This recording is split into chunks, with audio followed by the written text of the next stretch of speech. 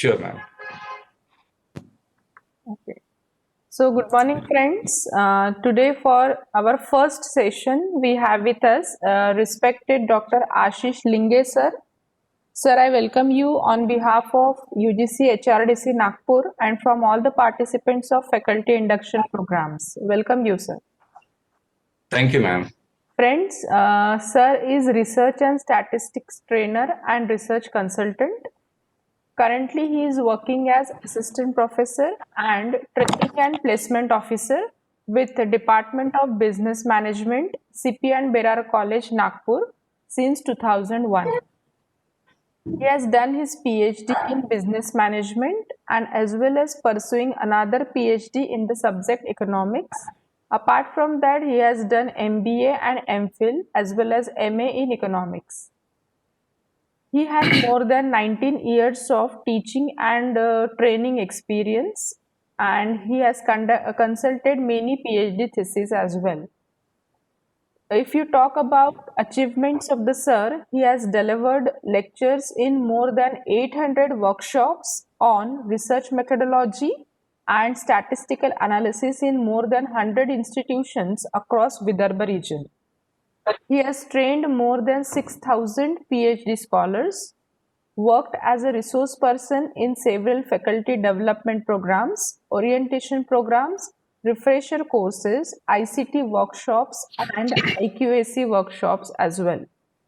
He has conducted several workshops on campus recruitment programs, soft skills, resume writing, creating professional PPTs, emotional intelligence, etc. He is also working as a trainer for pre-PhD coursework for 5 universities. His areas of expertise includes research paper writing, synopsis writing, questionnaire designing, statistical analysis, hypothesis formulation, hypothesis testing, and many more in research and statistics domain. He is well versed with different types of statistical softwares as well. So with this brief introduction, I once again welcome you, sir, and I request you to please enlighten the participants on the topic how to prepare effective PowerPoint presentation. So please. Thank you, Dr. Preeti Dhamik, ma'am. Thank you, NHRDC, for giving me an opportunity to put forward my on the topic as you can see on the screen. I'm going to share with you some tips to create amazingly professional PowerPoint presentations. Hereafter, I will like to use a combination of two languages, Hindi and English, just to make the things more comfortable and more comprehensible, you can say. So we are onto this, and I'm going to start my presentation with a caption, as you can read on the screen. People don't pay attention to boring things, and why should they? This is my question. कि लोगों को boring चीजें देखना पसंद नहीं है, और वही चीज मुझे लगता है कि पॉपॉइंट प्रेजेंटेशन के साथ बिल्कुल लागू होती है। पॉपॉइंट प्रेजेंटेशन के कंटेंट्स अगर बहुत अच्छे हैं पर वो दिखने में अच्छा नहीं है, सजाया नहीं है ठीक से, स्ट्रक्चर्ड नहीं है, ऑर्गेनाइज्ड नहीं है, तो शायद आपका ऑडियंस डिस्कनेक्ट होना शुरू हो जाता है। तो मुझे लगा कि ये बहुत ही ज्यादा रेलिवेंट है कैप्शन मेरी आज के प्रेजेंटेशन के लिए। लगभग 90 मिनट तक मैं आपके साथ कुछ टिप्स शेयर करूंगा कि पॉपॉइंट प्रेजेंटेशन इफेक्टिवली कैसे बना सकते हैं। देखिए, हम सब लोग एकेडमिशियंस हैं, हम सब लोग प्रेजेंटेशंस बना रहे हैं और प्रेजेंटेशंस कर भी रहे हैं। डेली क्लासरूम प्रेजेंटेशंस तो हो ही रहे, ऑनलाइन प्लेटफॉर्म में तो मेरे ख्याल से एक पावरपॉइंट प्रेजेंटेशन भी जरिया है सब लोगों का, मैक्सिमम लोगों का रहता है कि with the help of which we are trying to present our talks. So ये बात नहीं है कि हम लोगों को पावरपॉइंट प्रेजेंटेशंस बनाना नहीं आता एंड ऑल, हम लोग सब बना रहे हैं। और आप जस्ट थोड़ा सा रिकॉल करने की कोशिश करेंगे कि पावरपॉइंट प्रेजेंटेशन जब हमने पहली बार किया होगा जिंदगी में, तो याद करने की कोशिश करिए कैसे किया। Obviously, one fine day we opened that Microsoft Office package and we searched for PowerPoint package and we just clicked on it and we started, we got confronted with the home screen of PowerPoint and then we started typing. As the PowerPoint guided us through, we started following the commands which are being rendered by PowerPoint. So this is the way we started preparing our PowerPoint presentation journey, you can say. So mechanically, yes, we are able to make PowerPoint presentations, no doubt about that, and I'm not getting into that part कि PowerPoint open कैसे करते हैं, उसमें typing कैसे करते हैं. I'm not getting into that particular part. हम लोग सब बना रहे हैं, no doubt about that, और हम लोग अभी with ease भी बना रहे हैं. मैं बात कर रहा हूँ कि जो बना रहे हैं उसको थोड़ा सा प्रेजेंटेबल कैसे कर सकते हैं, एंगेजिंग कैसे कर सकते हैं, कैची कैसे बना सकते हैं, उसको लेके मैं आज आपको 11 टिप्स शेयर करने वाला हूँ. आप अगर पेपर्स और पेन्स रेडी रखेंगे तो सिर्फ आपको मेरे 90 मिनट के लेक्चर में सिर्फ 11 लाइंस लिखनी है. और मुझे लग रहा है कि ये थोड़ा सा एक एरिया है कि जहाँ पे बात की जा सकती है. बहुत सारे लोगों को अभी भी ये नहीं लगता कि ये चीज सीखी जा सकती है. मुझे एज ए रिसोर्स पर्सन जब इन्विटेशंस आते हैं एफटीपीज में वगैरह और मुझे पूछा जाता है कि सर कौन से टॉपिक पे बात करना चाहेंगे, जब मैं ये टॉपिक सजेस्ट करता हूँ कि how to prepare effective popup presentations, तो ऑर्गेनाइजर्स और कोऑर्डिनेटर्स कहते हैं मुझे कि सर इस पे क्या बात करना है, ये तो सबको आता है. और हमारे पार्टिसिपेंट्स को सभी को पॉपअप प्रेजेंटेशन बनाना आता है.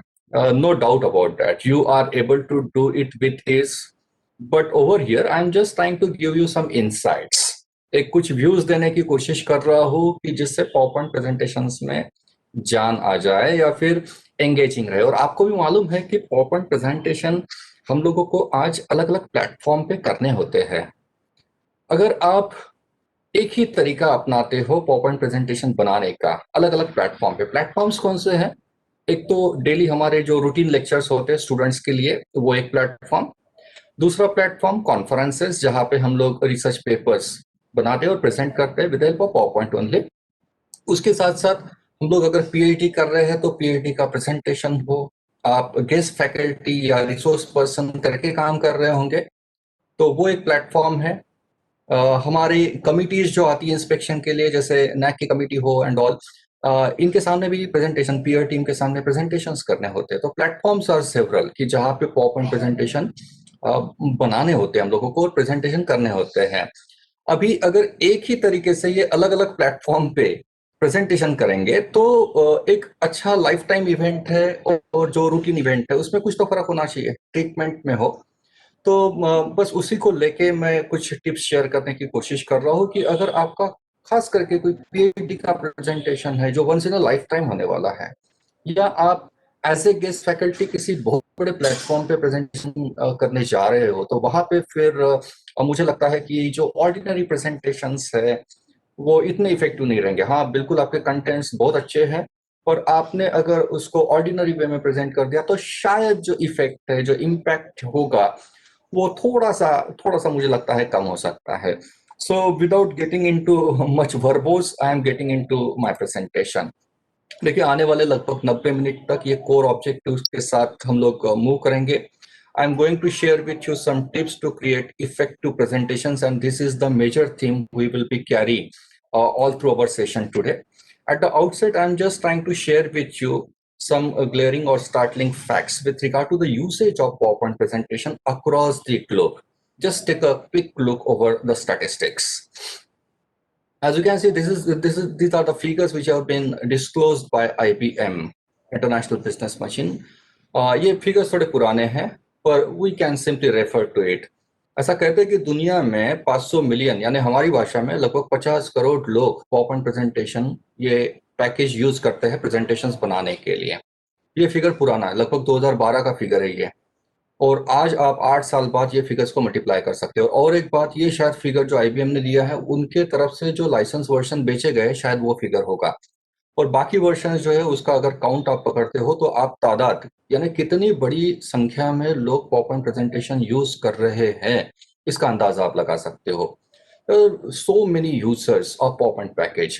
देखिए, जब भी प्रेजेंटेशन बनाने की बात आती है, प्रेजेंटेशन स्लाइड्स बनाने की बात आती है, मुझे लगता है मैक्सिमम लोग एमएस ऑफिस का पावरपॉइंट ये पैकेज यूज कर रहे हैं.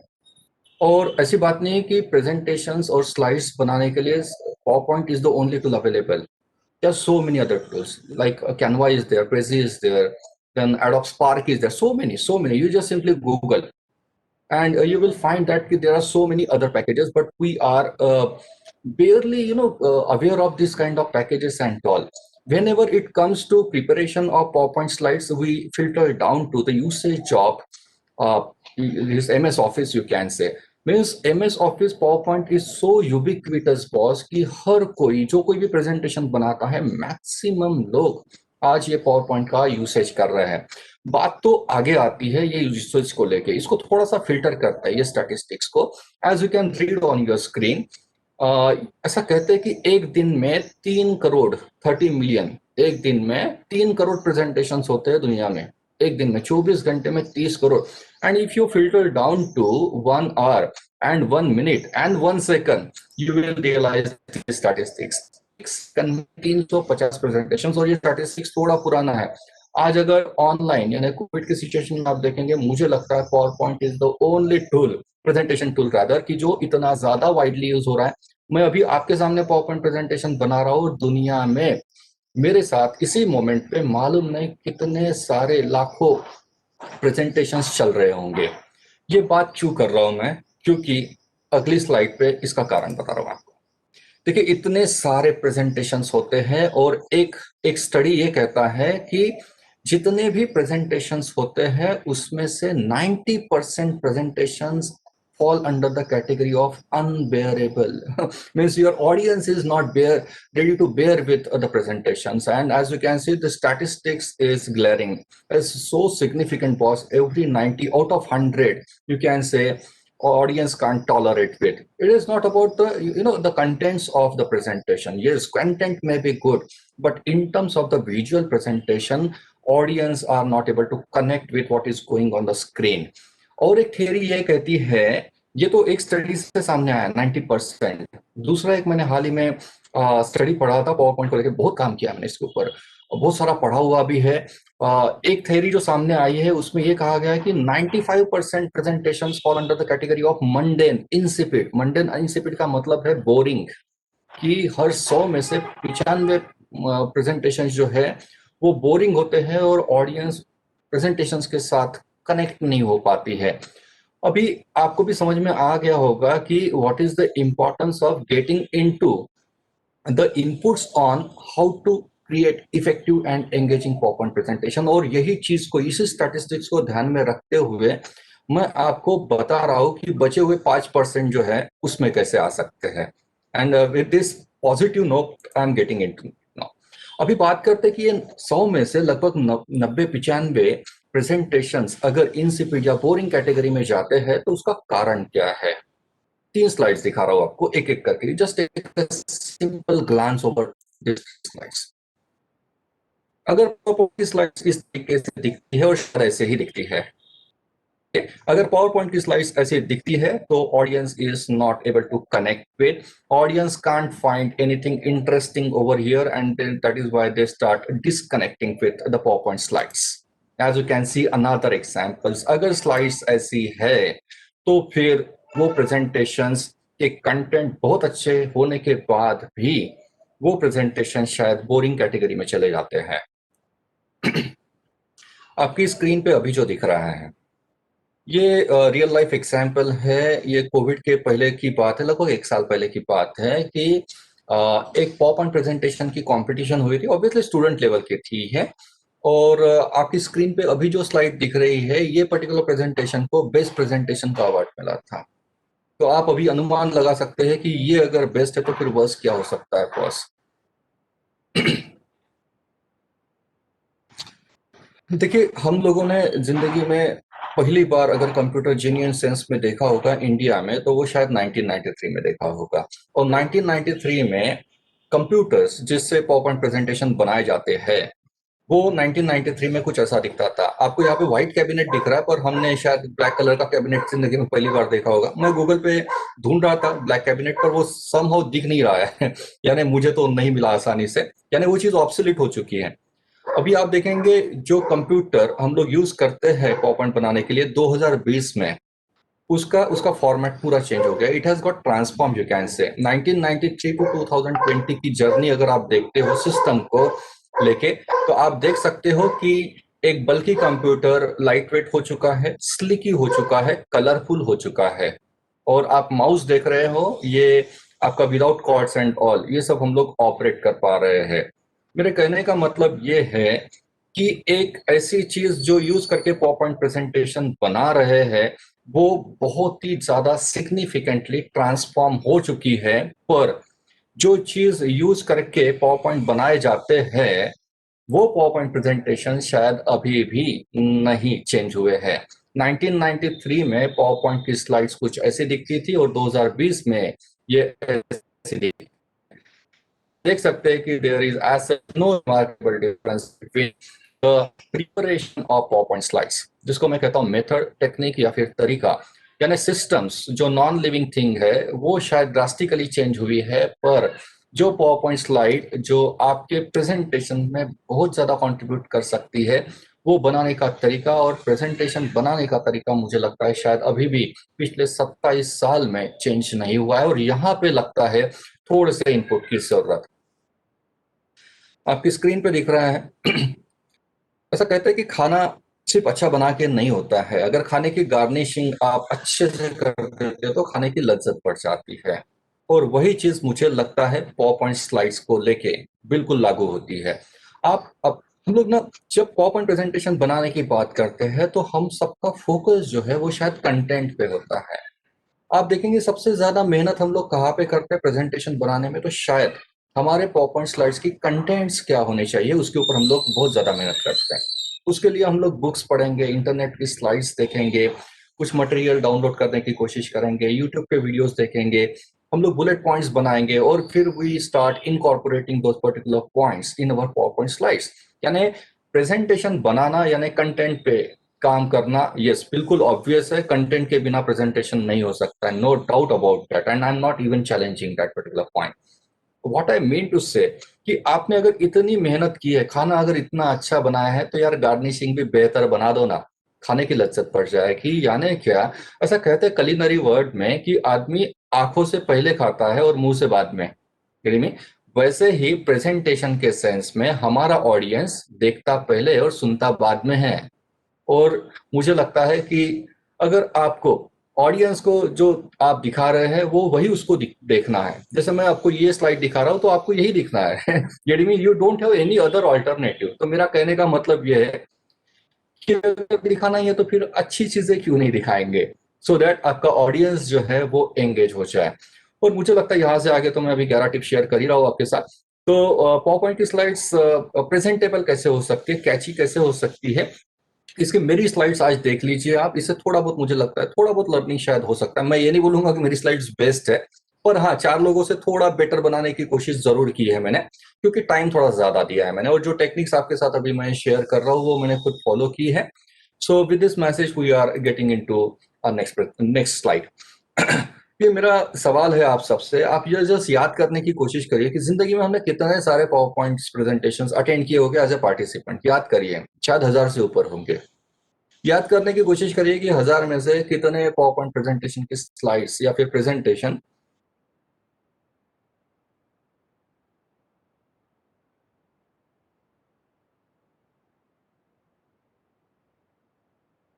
नॉट इन गुड कॉन्टेक्स्ट में आपको कितने प्रेजेंटेशन याद है। तो शायद शायद आप स्ट्रगल करेंगे कि एक दो तीन शायद याद आ जाएंगे, पर उसके बाद शायद हजारों में दो या तीन बहुत कम हो गया बॉस, यानी 2 या 3%। अभी ये चीज हमारे साथ नहीं होनी चाहिए। As a presenter, as a resource person, हमारे साथ हमारे प्रेजेंटेशन की रिकॉल वैल्यू अगर रहती है, ऐसा कहते हैं कि कोई प्रेजेंटेशन अगर ऑडियंस को 72 घंटे तक उनके माइंड में घूमते रहता है, लिंगर करते रहता है, तो वो प्रेजेंटेशन को इफेक्टिव कहा जाता है। यानी मैं, और मैं तो ये बात कर रहा हूँ कि ये 3 दिन का एक थ्योरी ने बताया हुआ है, मैं तो बात कर रहा हूँ क्यों ना 3 साल की बात करें। आपने आज प्रेजेंटेशन किया है और वो लोगों को 3 साल तक याद रहे कि यार एक प्रेजेंटेशन किया था, भूल नहीं पा रहा हूँ यार। ये इफेक्ट को कहते हैं इफेक्टिव प्रेजेंटेशन, एंगेजिंग प्रेजेंटेशन। और शायद फीडबैक जो है, जेन्युइन फीडबैक शायद यही है कि आपके प्रेजेंटेशन की रिकॉल वैल्यू से आता है, और वो रिकॉल वैल्यू अगर आप अचीव करना चाहते हैं तो मुझे लगता है पावर पॉइंट की स्लाइड्स ये रिकॉल वैल्यू एनहांस करने में बहुत ज्यादा कंट्रीब्यूट करती है। यहां से आगे 11 टिप्स कर रहा हूं मैं to improve the quality of your presentation. एक एक करके डिस्कस करेंगे। देखिए, एक मैं आपको सिमिली देने की कोशिश कर रहा हूँ। हर घर में मैगी बनती है, आपने भी बनाई होगी। तो हर घर में जो मैगी बनती है वो ऑर्डिनरी शायद ये ऐसी दिखती है बनने के बाद। और यहाँ से आगे जो मैं 11 टिप्स शेयर करने वाला हूँ, मैं बात कर रहा हूँ मैगी अगर ऐसे बनेगी तो कैसा लगेगा, यानी में खाने की इच्छा होगी, वैसे ही बात हो जाती है कि पावर पॉइंट की स्लाइड्स अगर एंगेजिंग है, कैची है, and if your audience is glued to the screen कि यार बहुत अच्छा देखने को मिल रहा है, कुछ तो भी यूनिक चीज जो आज तक कभी देखी नहीं है स्लाइड्स में, वो अगर दिख रही है तो ऑडियंस को पता नहीं चलेगा कि प्रेजेंटेशन कब शुरू हुआ कब खत्म हो गया। और जेन्युइन फीडबैक वो होता है जब ऑडियंस के एक्सप्रेशन ये होते हैं, अच्छा 1.5 घंटा खत्म हो गया, that is what the genuine presentation. और उसमें उसमें कंट्रीब्यूट करती है आपकी स्लाइड्स, अगर वो एंगेजिंग है, कैची है, तो वो इफेक्ट आप अचीव कर सकते हो। Now we are getting into it कि how to achieve this effect.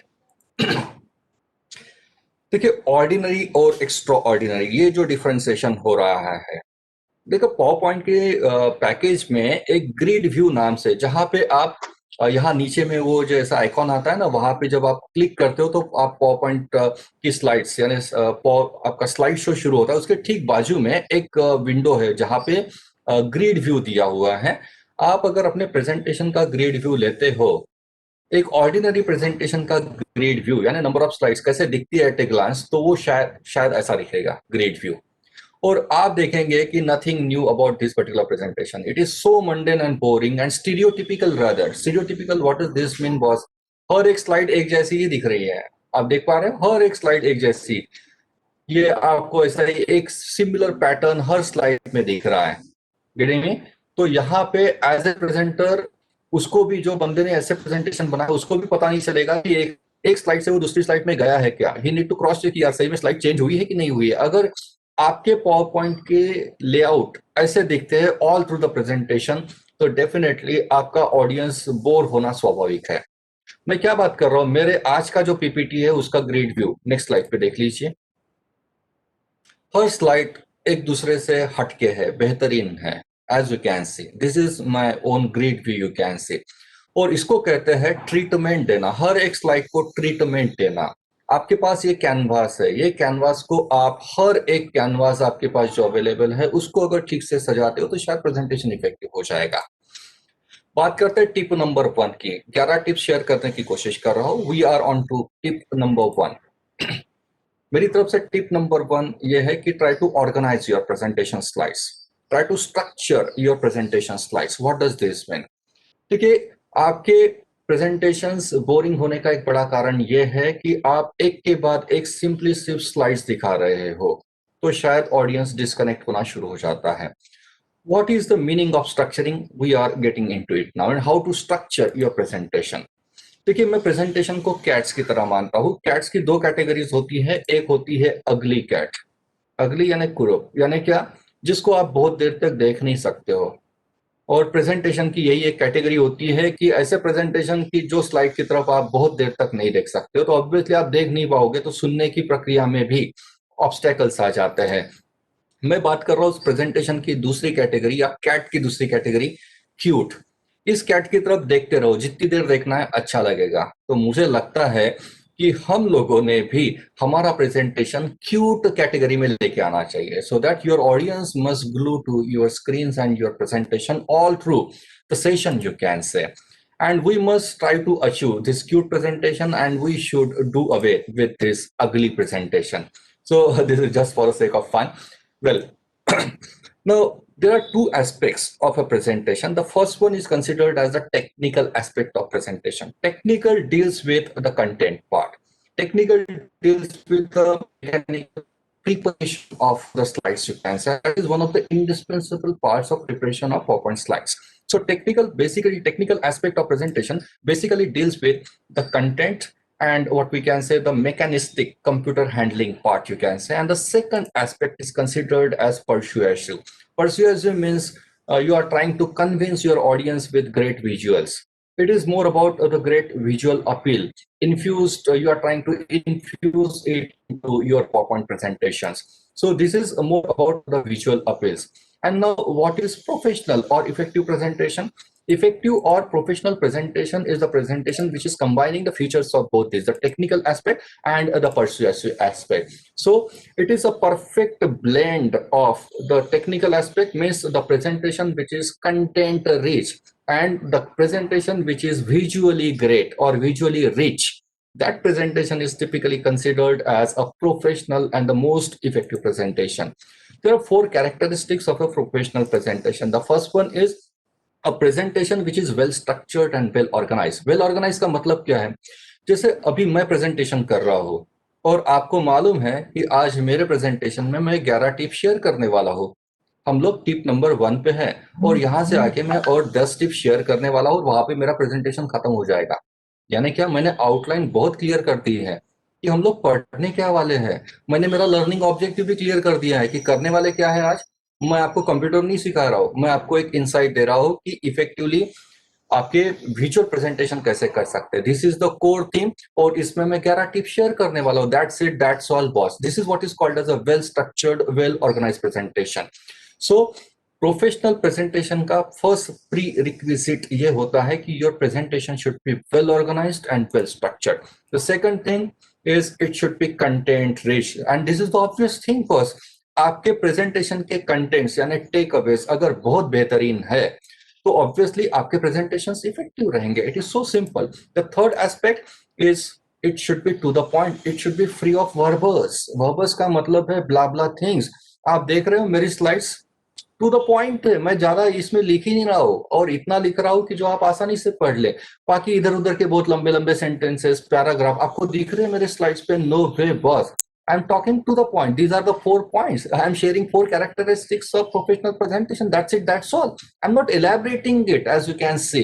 So it should be to the point. And the last one, it should be visually great, as you can see my slides, boss. ये बहुत great तो नहीं बोलूंगा मैं, पर ठीक है, 4 लोगों से तो बेटर है। So ये 4 एस्पेक्ट्स या 4 फीचर्स आपके प्रेजेंटेशन में इनकॉर्पोरेट कर देते हैं आप, तो आपका प्रेजेंटेशन ऑर्डिनरी से एक्स्ट्राऑर्डिनरी में चले जाने के चांसेस बढ़ जाते हैं। यानी क्या, 90% में आपको 90% जो बचाओ आपकी बोरिंग कैटेगरी है, वहां से अगर आपको इस तरफ जाना है 10% में, तो मुझे लगता है ये 4 पे काम कर देते हो तो आप बचे हुए 10% में ऑटोमेटिकली आना शुरू हो जाते हो। हम लोग बात करते हैं 3 कंपोनेंट्स प्रोफेशनल प्रेजेंटेशन की। यानी कोई भी एक टॉक, कोई भी एक डिलीवरी, कोई भी एक पब्लिक स्पीच आप बोलिए, उस पे 3 एस्पेक्ट्स इनकॉर्पोरेट होते हैं। The first aspect is the structure या फिर कंटेंट, कि आप क्या बात करने वाले हो, उसके मुद्दे।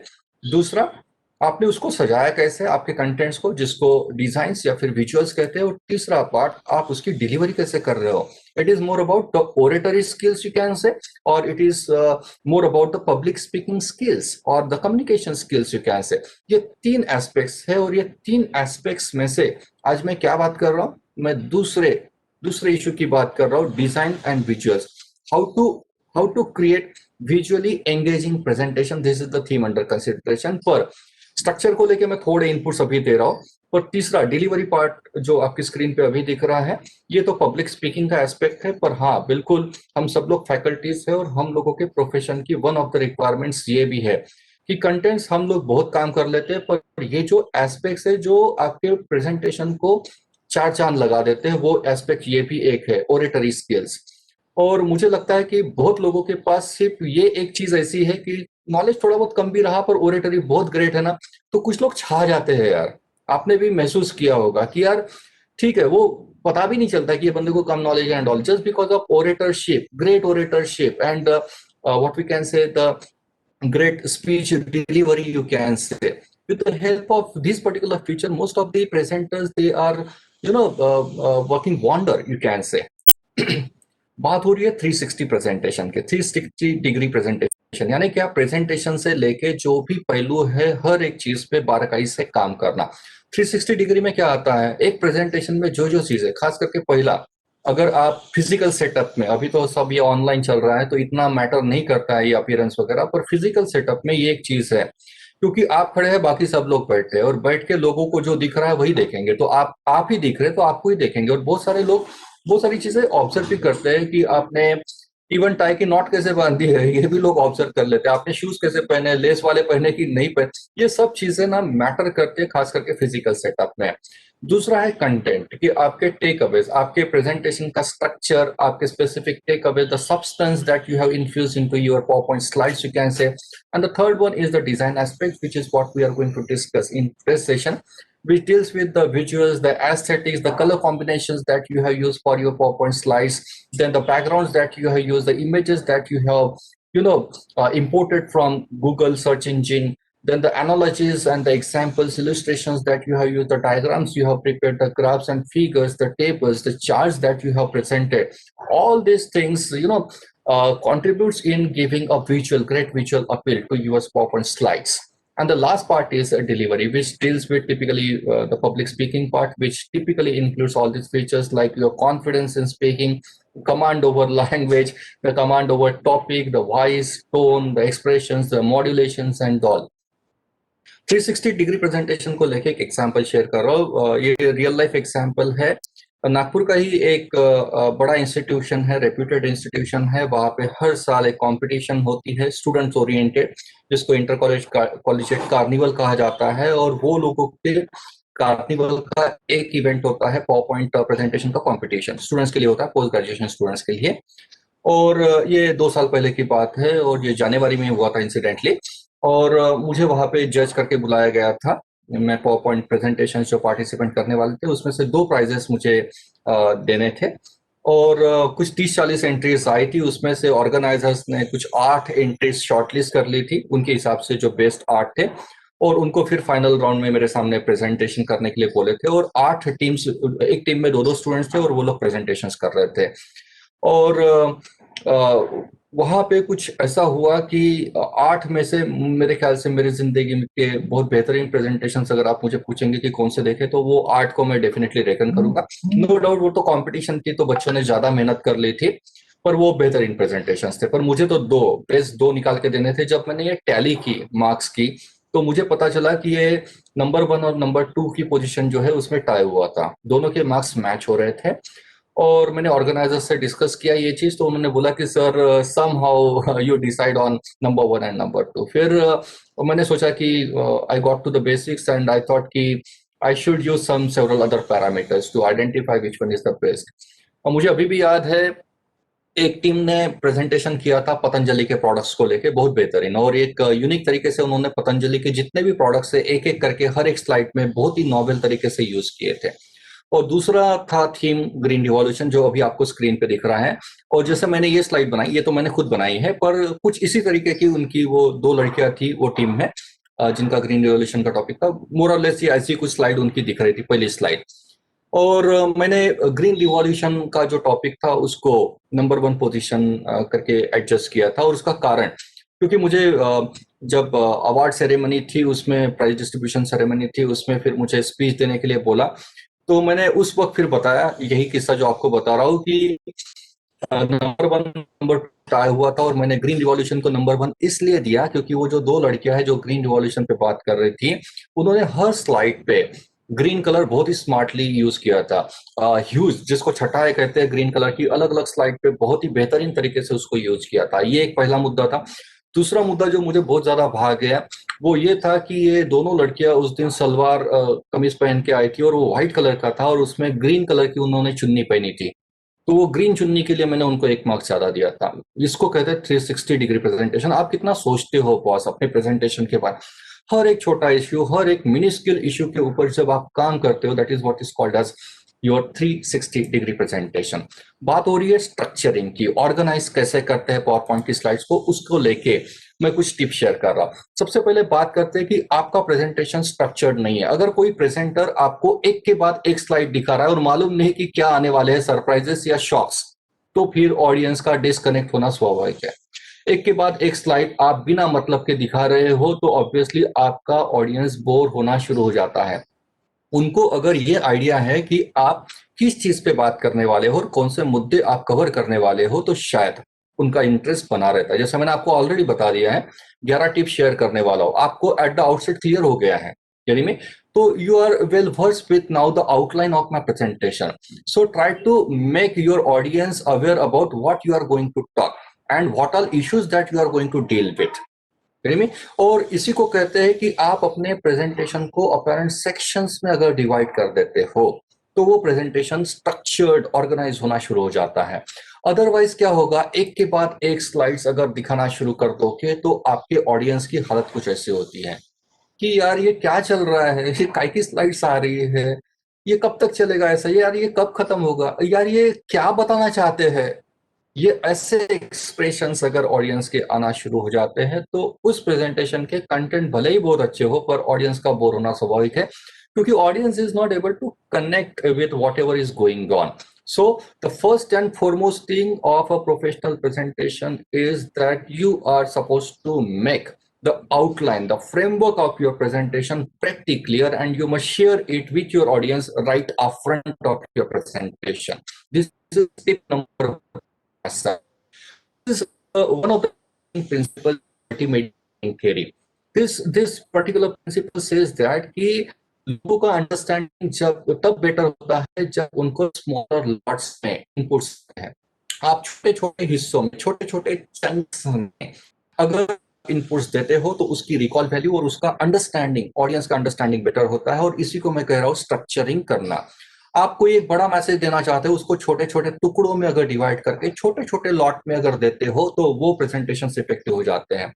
आप YouTube के वीडियोस देखते हो ना, 4 मिनट में 7 tips, 7 easy tips to prepare PowerPoint presentation, that's it, that's all, boss, this is what your audience is looking for. 10 minute में 7 टिप्स क्विकली वो बता देते। मेरा तो पूरा 1.5 घंटे का सेशन था, इसलिए कॉम्प्रिहेंसिवली बात कर रहा हूँ, but this is what your audience is looking for boss. आप जो भी देना चाहते हैं छोटे छोटे लॉट्स में टुकड़े करके नंबर 1, नंबर 2 इस तरीके से अगर बात करते हो तो शायद रिकॉल वैल्यू और अंडरस्टैंडिंग और आपका ऑडियंस का एंगेजमेंट प्रेजेंटेशन में बढ़ जाता है। This is tip number 1 from my side. Try to identify the key takeaways. Key take Awez का मतलब है कि आपका प्रेजेंटेशन खत्म होने के बाद आपके ऑडियंस ने क्या याद रखना चाहिए। देखिए, आज मेरा ये टॉपिक है कि मैं how to create effective presentation, ये टॉपिक पे बात करने वाला हूँ। और डॉक्टर प्रीति मैम ने आपको ऑलरेडी बता दिया होगा शायद कि लिंगे सर इसके ऊपर बात करने वाले, तो आप एक माइंडसेट के साथ बैठे होंगे आज क्या बताता है यार, आज ये देखते हैं। आपका ऑडियंस भी आपको सुनने के लिए कुछ एक पर्टिकुलर अपेक्षा से बैठता है, और वो अपेक्षा जिसको कहते हैं एक्सपेक्टेशंस, ऑडियंस एक्सपेक्टेशंस, अगर आप जो दे रहे हैं उसके साथ मैच हो रही है तो ऑडियंस सेटिस्फाइड हो जाता है। ऑडियंस जो सोच के बैठी है कि 1.5 घंटे में यार ये 4 चीजें सीखने को मिलेगी, अगर वो नहीं देते हैं आप तो ऑब्वियसली आपका फीडबैक खराब आएगा। और मैं बात कर रहा हूँ ऑडियंस को सेटिस्फाई करने की बात नहीं कर रहा हूं मैं, ऑडियंस को आपको डिलाइट देने की बात कर रहा हूं मैं। यानी क्या, when will your audience will get delighted, when they will get something beyond expectation। कि आज अगर मेरे प्रेजेंटेशन में आप जो सोच के बैठे हो आज कि मालूम नहीं इसको सुनना है नहीं सुनना है, देखते यार पहले 10 मिनट, अगर आप ये इससे बैठे हो और मुझे पूरा 1.5 घंटा सुन रहे हो तो मैं समझता हूँ मेरा फीडबैक बहुत अच्छा है, क्योंकि मैंने आपको क्या चाहिए वो सोच के मेरा प्रेजेंटेशन बनाया। और एक थ्योरी ये कहती है कि 50 मिनट के एक प्रेजेंटेशन में एक आम आदमी 3 से 4 चीजें याद रख सकता है। यानी आप अगर 1 घंटे का एक प्रेजेंटेशन बना रहे हो तो 4 से 5 मुद्दों के ऊपर आपका ऑडियंस याद नहीं रख पाएगा। यही में मैं बात कर रहा हूँ कि ये 4-5 से ऊपर जितना लेके जाओगे उतना आपका फीडबैक बेहतर है बस। यानी में वो क्या चाहता है और उसमें आपका प्रेजेंटेशन खत्म होने के बाद क्या चीजें याद रखनी चाहिए उसको मत डिसाइड करने दो। आप डिसाइड कर लीजिए कि आप मेरे प्रेजेंटेशन में आज की ये 4 चीजें याद रखिए, that's it, that's all, and try to incorporate those particular 4 things in your presentation by structuring your presentation in 4 apparent sections. Section number 1 we will deal with this issue, section 2 will deal with this issue, section 3 will deal with this third aspect, and section number 4 will deal with this fourth aspect. That's it, that's all boss. This is how your presentation will become more effective and the recall value of your presentation will automatically get enhanced, you can say. So try to identify the key takeaways of your audience and try to incorporate those particular key takeaways. So this is another tip from my side. Try to take a building construction approach for structuring your presentation. एक building बनाते वक्त सबसे पहले हम pillars बनाते हैं, फिर brick work और उसके बाद फिर स्लैब वर्क। वही अगर एनालॉजी आप अपने प्रेजेंटेशन में फॉलो करते हो तो शायद प्रेजेंटेशन बेहतर हो जाएंगे। पहले बात करते हैं पिलर्स की। पिलर्स यानी क्या, हम लोग तो पहले ये डिसाइड करते हैं ना कि घर में कितने पिलर्स देने हैं, 8 देने हैं, 10 देने हैं। वैसा ही आप प्रेजेंटेशन बनाते वक्त पहले एक बार चेक कर लो कि कितने आपको पिलर्स डालने हैं। पिलर्स यानी क्या, कितने सेक्शंस बना रहे हैं, सेक्शन 1, सेक्शन 2, सेक्शन 3, सेक्शन 4।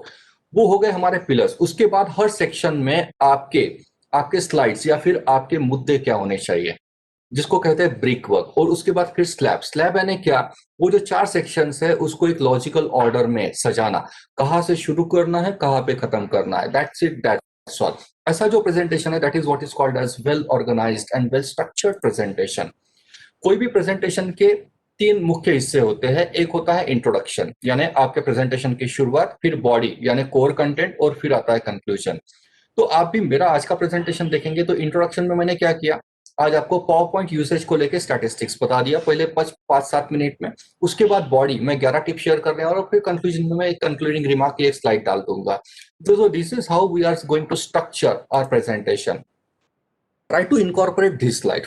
जैसे आपने मेरे आज के प्रेजेंटेशन में देखा भी होगा कि मैंने लर्निंग ऑब्जेक्टिव क्लियर कर दिया कि मैं आपको 11 टिप्स शेयर करने वाला हूं। This is the key learning of my today's presentation, and try to incorporate this particular slide right up front in your presentation. Try to infuse this particular slide.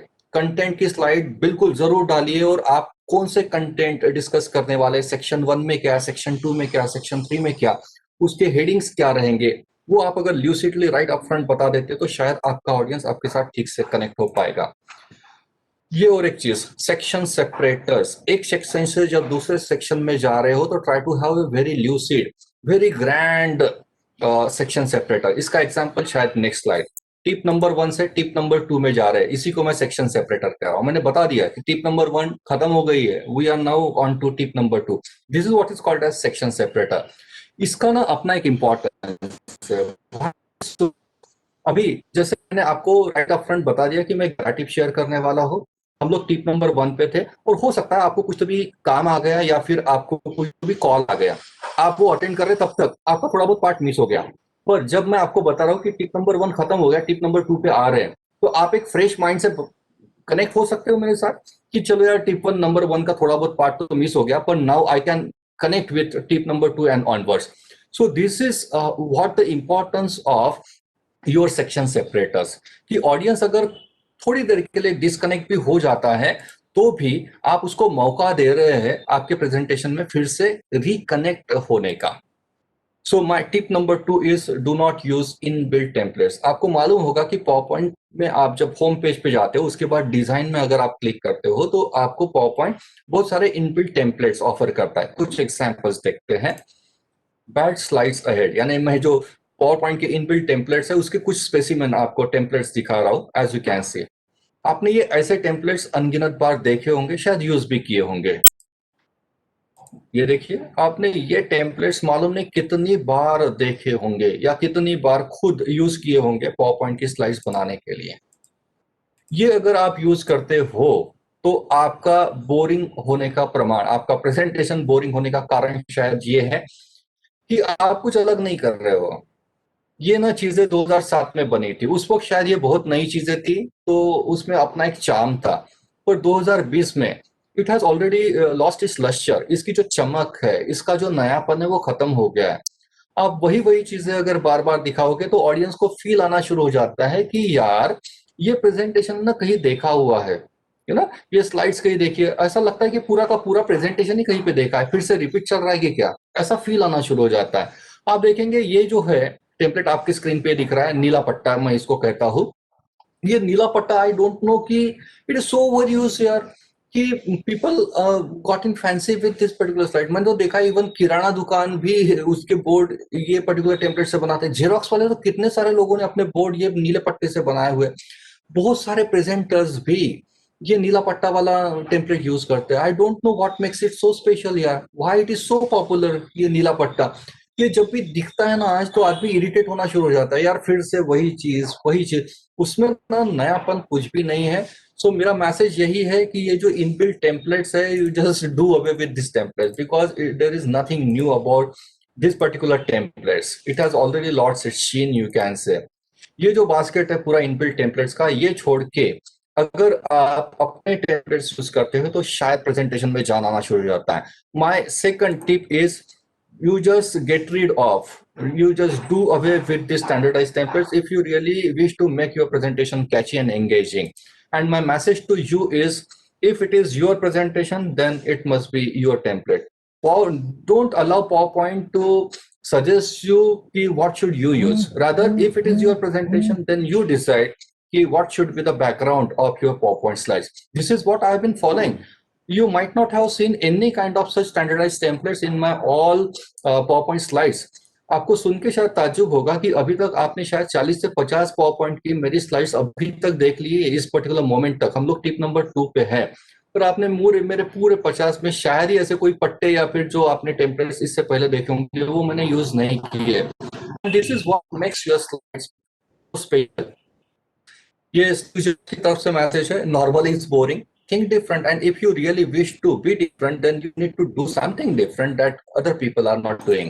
So differentiate is the message. You just stand out of crowd. ये देखिए, ये power point का home page है, और जब भी कोई भी प्रेजेंटेशन बनाना चाहता है तो उन सबको ये कैनवास आता है। दुनिया में जो कोई भी MS ऑफिस का प्रेजेंटेशन का पैकेज यूज करके प्रेजेंटेशन बनाना चाहता है, उन सबको एक ही चीज कॉमन आएगी, वो ये है होम पेज। और इसके साथ आप क्या करते हो वो डिटरमाइन करेगा कि आपका प्रेजेंटेशन ऑर्डिनरी बनने वाला है या एक्स्ट्रा ऑर्डिनरी। तो ऑब्वियसली यहाँ पे जो ऊपर में कमांड्स दिख रहे हैं, ये यूज करके अगर आप प्रेजेंटेशन बनाओगे तो ऑब्वियसली आपका प्रेजेंटेशन और बाकी लोगों के प्रेजेंटेशन में फर्क नहीं रहेगा। क्योंकि ओरिजिनल प्रेजेंटेशन का अपना एक इंपॉर्टेंस है। ओरिजिनल प्रेजेंटेशन जो है आपके पूरे प्रेजेंटेशन को एक यूनिक फ्रेश लुक दे देता है। आप इस स्लाइड की तरफ देखिए, देखते रहिए, जितनी देर देखेंगे अच्छा लगेगा, बोर नहीं होंगे आप, क्योंकि ये ओरिजिनल टेम्पलेट है, एक फ्रेश लुक दे रहा है। और मुझे नहीं लगता कि ये स्लाइड आपने दूसरे किसी प्रेजेंटेशन में इससे पहले देखी होगी। And this is what makes this particular slide and this particular presentation unique और special. We are down to tip number 3 now. Tip number 3 is try to create first positive impression by using relevant templates. ऐसा एक English में caption है कि first impression is the last impression, और मेरा तो कहना यह है कि you can't create first impression with second slide. आज का मेरा जो प्रेजेंटेशन है उसमें पहली स्लाइड आपने देखी होगी कि एक यंग क्राउड है जो चीयर अप कर रहा है, और आप थोड़ा सा गौर करेंगे उस पर्टिकुलर स्लाइड में, थोड़ी देर बाद वापस आऊंगा उस स्लाइड पे, पर वो स्लाइड आपने इससे पहले किसी पॉपअप स्लाइड्स में देखी नहीं होगी। और यही से एक ना पहले स्लाइड का अपना एक इंपॉर्टेंस होता है। आप ना पहला इंप्रेशन दूसरे तीसरे स्लाइड से कभी नहीं बना सकते हो। आपका पहला स्लाइड मौका देता है आपको फर्स्ट इंप्रेशन क्रिएट करने का। अगर फर्स्ट इंप्रेशन पॉजिटिव है तो शायद आप ऑडियंस को एक अच्छा मैसेज देना चाहते हो कि आप आज कुछ ना अलग चीज देखने वाले हो, कुछ तो भी अलग सुनने जा रहे हो। ये मैसेज आप अगर ऑडियंस तक पहुंचाना चाहते हो तो क्या आप अपने मुंह से बताओगे कि आज मैं कुछ अलग बताने वाला हूँ? नो वे यार, ये इम्प्लिसिट वे में बता देते हो तो शायद प्रेजेंटेशन और इफेक्टिव हो जाएगा। कि पहले स्लाइड से ऑडियंस आंकना शुरू कर देता है कि आप कितने पानी में हैं, not in terms of knowledge and content, it is in terms of your presentation and delivery. You can से कि आज आप कुछ तो भी यूनिक, कुछ तो भी अलग चीज देखने वाले, और आपको मैं एक बेहतरीन एक्सपीरियंस देने वाला हूँ एज ए ऑडियंस आने वाले 90 मिनट तक। ये आप कैसे बताओगे? आप आपके स्लाइड्स के थ्रू कम्युनिकेट कर सकते हो, और ये पहली स्लाइड बहुत ज्यादा इंपॉर्टेंस रखती है ये मैसेजेस देने के लिए कि यार सही में कुछ तो भी यूनिक आप सुनने जा रहे हो आज। ठीक है, पहला स्लाइड का इंपॉर्टेंस क्यों होता है? क्योंकि आपके पूरे प्रेजेंटेशन में ये एक ऐसी स्लाइड है कि जो शायद सबसे ज्यादा देर वो स्क्रीन पर रहती है। उसका कारण क्या है? आप मेरा भी देखा होगा, पहला स्लाइड शायद 2 या 3 मिनट तक वहीं पे था और वो स्टील हुआ था। उसका कारण क्या था? क्योंकि डॉक्टर प्रीति मैडम जब मेरा इंट्रोडक्शन कर रही थी, 2 या 3 मिनट लग गए मेरा रेज्यूमे पढ़ने के लिए। तो उस वक्त तक आप मैडम को सुन रहे थे और देख क्या रहे थे, जो मैं आपको दिखा रहा हूँ। और मैं अगर आपको बेहतरीन चीजें दिखाऊंगा तो आप भी, देखिए मैं आपको पावर पॉइंट के टिप्स शेयर कर रहा हूँ, और मेरा खुद का ही पावर पॉइंट का प्रेजेंटेशन अगर अच्छा नहीं रहेगा तो आप क्या मुझे सुनेंगे 1.5 घंटा? नो वे यार, नो वे। तो मुझे लगता है पहले स्लाइड से आप एक अच्छा मूड बना सकते हो, आपके ऑडियंस को एक अच्छे मूड में लेके आ सकते हो कि यार कुछ तो भी अलग, कुछ तो भी यूनिक सुनने जा रहे हो, और एक अच्छा एक्सपीरियंस आपको मैं देने जा रहा हूँ। ये कम्युनिकेट करने का जरिया, बेहतरीन जरिया मुझे लगता है स्लाइड। बात करते हैं स्लाइड, फर्स्ट स्लाइड जो है उसमें एक इंपॉर्टेंट टिप ये है कि वो रिलीवेंट भी होनी चाहिए। Whatever topic that you are going to deal with, your first slide should be relevant with whatever the theme under discussion or consideration you can say। कुछ एग्जांपल्स देखते हैं। पहले कुछ बैड स्लाइड्स के examples आपके साथ share कर रहा हूँ कि पहली स्लाइड कैसी नहीं होनी चाहिए। ये सब मैंने इंटरनेट से लिए हुए हैं टेम्पलेट्स, ये और ये लाइव एग्जांपल्स हैं, मैंने बनाया नहीं है। मैं तो चाह के भी ऐसा नहीं बना सकता, मैं कितना हरीटली भी बनाऊं ना तो ये ऐसा नहीं शायद मेरे से बनेगा, पर स्टिल मैंने ये इंटरनेट से ही डाउनलोड किए हैं, आप देख सकते हो। यहाँ पे टॉपिक क्या है, examples of functions of management, और आप देख सकते हो टेम्पलेट क्या यूज किया हुआ है। आप देख सकते हो कि यहाँ पे कुछ ऐसा एक लतीफा दिख रहा है या इन्विटेशन कार्ड जैसा दिख रहा है। तो देखिए शादी के इनविटेशन का कार्ड और जो टॉपिक है उसमें मुझे नहीं लगता कि कोई कनेक्शन है, और ऐसे टेम्पलेट से मुझे नहीं लगता कि कोई चार चांद लगने वाले आपके प्रेजेंटेशन में। यहाँ पे देखिए ना आप, नीचे में इतने बड़े अक्षर में नेक्स्ट लिख के रखा है, क्या ये अगर नहीं लिखा होता तो क्या नेक्स्ट स्लाइड पे गए नहीं होते क्या? तो ये अननेसेसरी चीजें हैं, इसको नॉन इसेंशियल आइटम्स कहते हैं। ये जितने भी आप निकालोगे उतना प्रेजेंटेशन बेहतर हो जाएगा। जो चीज की जरूरत नहीं, you just try to do away with those particular things. और एक एग्जांपल, ऐसा 7-8 स्लाइड्स तो मैं दिखा रहा हूँ आपको कि फर्स्ट स्लाइड कैसे नहीं होनी चाहिए। आप देख सकते हो टॉपिक है केस स्टडी का, फिर आप समंदर क्यों दिखा रहे हो यार? समंदर और केस स्टडी का क्या कनेक्शन है? नो वे यार, it is irrelevant template you can से। यहाँ पे आप टॉपिक देख सकते हो, ये है पोएटिक फॉर्म्स एंड जेनर्स का। फिर ये आप टेम्पलेट देख रहे हो, ये कुछ मैट जैसा दिख रहा है, रजाई जैसा कुछ दिख रहा है, जिसका टॉपिक के साथ दूर दूर तक कोई कनेक्शन नहीं है। आप देख सकते हो ये मार्केटिंग को लेके कोई टॉपिक दिख रहा है, और टेम्पलेट क्या है, तो ये कोई डब्बे डब्बे वाली रंगोली दिख रही है जिसका टॉपिक के साथ कोई कनेक्शन ही नहीं है। It is not going with, is not going along with the topic under consideration as you can see. Human resource management, फिर ये ब्रैकेट क्यों बना के रखी है and all, you know ANOVA और ये फ्रेंडशिप बैंड जो है इसका क्या कनेक्शन है? और ये सब रियल लाइफ एग्जांपल्स हैं। हाँ, देन ये क्वेश्चनर डिजाइनिंग को लेके टेम्पलेट बनाया गया है, यानी टॉपिक क्वेश्चनर डिजाइनिंग का है। फिर कहाँ है क्वेश्चनर यार, कहाँ है क्वेश्चनर का डिजाइन? ये जंगल और घर क्यों दिखा रहे हैं आप, उसके स्केचेस क्यों दिखा रहे हैं? हाँ, कोई स्केचेस कैसे बनाते हैं उसके लिए शायद ये बेहतर प्रेजेंट टेम्पलेट होता, पर जो टॉपिक है और जो टेम्पलेट है उसका दूर दूर तक कोई कनेक्शन नहीं है, तो ऐसे प्रेजेंटेशन बोरिंग कैटेगरी में जाना स्वाभाविक है। आप देख सकते हो टॉपिक है ह्यूमन रिसोर्स मैनेजमेंट का, और दिख क्या रहा है, लोग तो दिख रहे हैं, पर क्या ह्यूमन रिसोर्स मैनेजमेंट में गाने गाना होता है कहीं ऐसे मुंह बना के? नो वे, कोई कनेक्शन ही नहीं है यार दूर दूर तक। अभी बात करते हैं कुछ ठीक ठाक सी स्लाइड्स, मैं मेरे कुछ एग्जांपल्स आपके साथ शेयर कर रहा हूँ कि मैं जो रिसर्च स्टैटिस्टिक्स के टॉपिक के साथ डील करता हूँ, इमोशनल इंटेलिजेंस वगैरह, उसकी फर्स्ट स्लाइड्स आपको जस्ट एज एक एग्जांपल करके, मैंने ये बोलूंगा कि ये बेस्ट है, पर एक रिलीवेंट स्लाइड्स तो मैं एग्जांपल करके आपको दिखा रहा हूँ। लिटरेचर रिव्यू पे मैं जब बात करता हूँ तो ये स्लाइड यूज करता हूँ। आप देख रहे हो कि literature review is about literature search, तो आप देख रहे हो कि literature search is more about the literature, books, magazines, journals and all. मैंने क्या किया, यहाँ पे जंबो साइज में लाइब्रेरी दिखा दी है ये में, तो ये थोड़ा सा रिलीवेंट लग रहा है। और ये ऐसा मुझे नहीं लगता दूसरे किसी स्लाइड में या प्रेजेंटेशन में आपने ऐसी स्लाइड फर्स्ट वाली देखी होगी। This is what makes you special, this is what makes your presentation slides stand out from the crowd।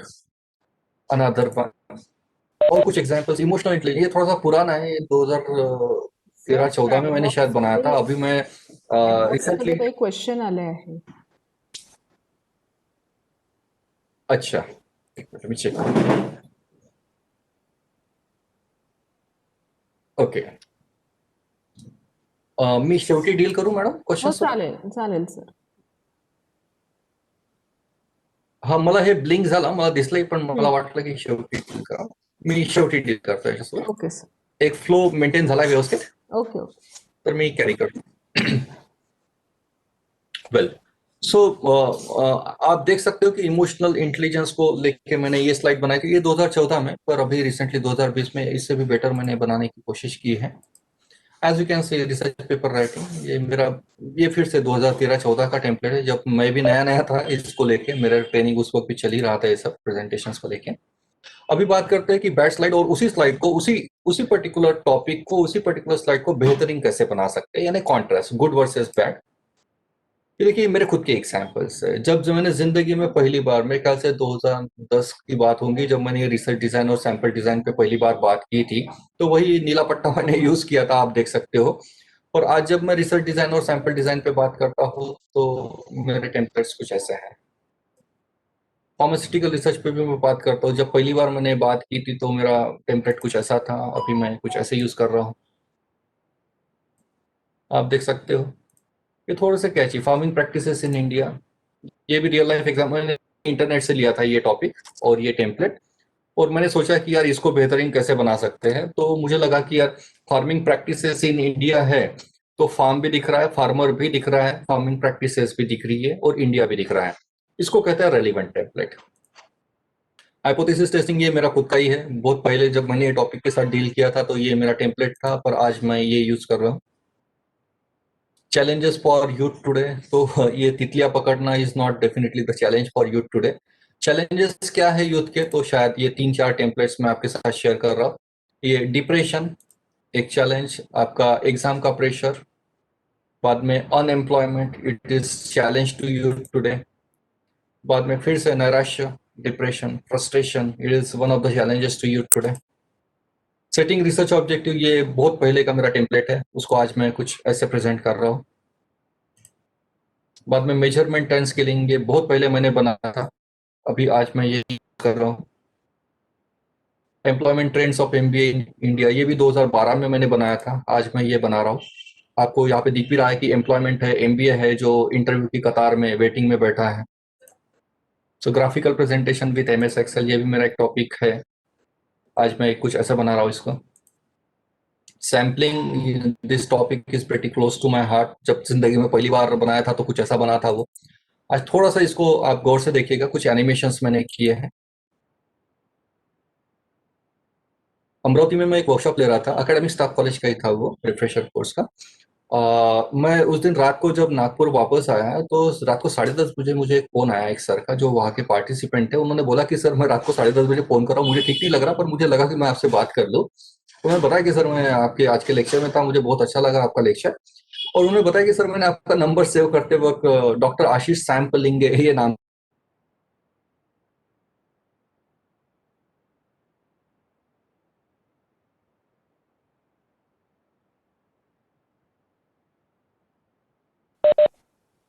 ना, अच्छा प्रेजेंटेशन इस तरीके से कुछ ट्रिक कर ली इसको एनिमेट करके। हम लोग टिप नंबर 4 पे जा रहे हैं। One one of the important tip from my side, और बहुत सारे लोग मिस्टेक यहाँ पे करते हैं और इसीलिए शायद प्रेजेंटेशन जो है वो ऑर्डिनरी कैटेगरी में जाते हैं। Try to avoid heading and sub heading format. कुछ इलिस्ट्रेशन देखते हैं कि मैं क्या बात करने की कोशिश कर रहा हूँ। आप देखेंगे कि जब भी हम लोग पावर पॉइंट की स्लाइड्स बनाते हैं तो पावर पॉइंट का पहला जो है वो एक सेंटर में विंडो आती है, और उसके ठीक नीचे कि वहां पे आप टॉपिक का नाम लिखेंगे सेंटर में, और उसके ठीक नीचे आप प्रेजेंटर का नाम लिखेंगे। और उसके बाद जो स्लाइड आएगी उसमें आपको अच्छा दिखेगा, ऊपर हेडिंग लिखिए और नीचे आप टाइप करेंगे, यहाँ पे फिर बुलेटिंग ऑटोमेटिकली शुरू हो जाता है। करेक्ट। इसको कहते हैं heading and sub heading format, which is being recommended और suggested by PowerPoint package, you can say. और हर कोई अगर वही फॉर्मेट फॉलो करेगा तो सबके प्रेजेंटेशन एक जैसे दिखेंगे। तो मैं क्या बात कर रहा हूं, जो सब लोग कर रहे हैं या फिर बाय डिफॉल्ट सेटिंग जो भी आ रहा है वो अगर आप डिस्कार्ड कर देते हो तो ऑटोमेटिकली आप एक बेहतरीन कैटेगरी में जाना शुरुआत कर देते हो। यानी क्या, आपके प्रेजेंटेशन बोरिंग होने का एक कारण ये भी है, बोरिंग कहने से अच्छा मैं कहूंगा आम प्रेजेंटेशन जो सब लोग कर रहे हैं, ऊपर कुछ तो भी हेडिंग लिखना और उसके नीचे डेफिनेशन या फिर जो बुलेट पॉइंट्स है वो देना, ये एक आम तरीका हो गया आपके प्रेजेंटेशन पर आने का। ये अगर आप फॉलो नहीं करते हो तो शायद प्रेजेंटेशन बेहतर हो जाएंगे। 2 स्लाइड्स दिखा रहा हूँ एग्जाम्पल्स की। आम प्रेजेंटेशन कुछ ऐसे दिखते हैं, ऊपर में हेडिंग रहेगा, डेफिनेशन, और डेफिनेशन किसकी, तो फिर एम्प्लॉयमेंट स्टेटस की, और उसके बाद फिर आपने गूगल से कॉपी किया और यहाँ पे पेस्ट कर दिया है। तो ऑब्वियसली आपका प्रेजेंटेशन ऑर्डिनरी हो गया है, इसमें कोई चार्म नहीं है, कोई नयापन नहीं है, तो ऑब्वियसली आपका ऑडियंस आपको बहुत ज्यादा सीरियसली नहीं लेगा, यानी serious in the sense engage नहीं हो पाएगा आपके प्रेजेंटेशन में। और एक एग्जांपल आप देख सकते हो, यहाँ पे डेफिनेशन ऑफ किस चीज की है वो लिख दिया, और यहाँ पे आप नीचे फिर एज यूजुअल जो बुलेटिंग आती है कॉपी पेस्ट कर रहे हो आप गूगल से, दैट्स इट, दैट्स ऑल। तो ये हो गया ordinary presentation, as you can see another slide. और एक जो गलती बहुत सारे लोग करते हैं वो है सब आइटम्स, कि एक ही स्लाइड पे बहुत सारा स्टफ इनकॉर्पोरेट करने की कोशिश करना। सब आइटम यानी क्या, ऊपर में आपने यहाँ पे हेडिंग दे दिया, उसके बाद बुलेटिन आया और उसके अंदर फिर आप सब आइटम दे रहे हो। अगर आप ऐसा कर रहे हो तो आपका प्रेजेंटेशन बोरिंग कैटेगरी में जाना स्वाभाविक है। कुछ एग्जांपल्स देखते हैं।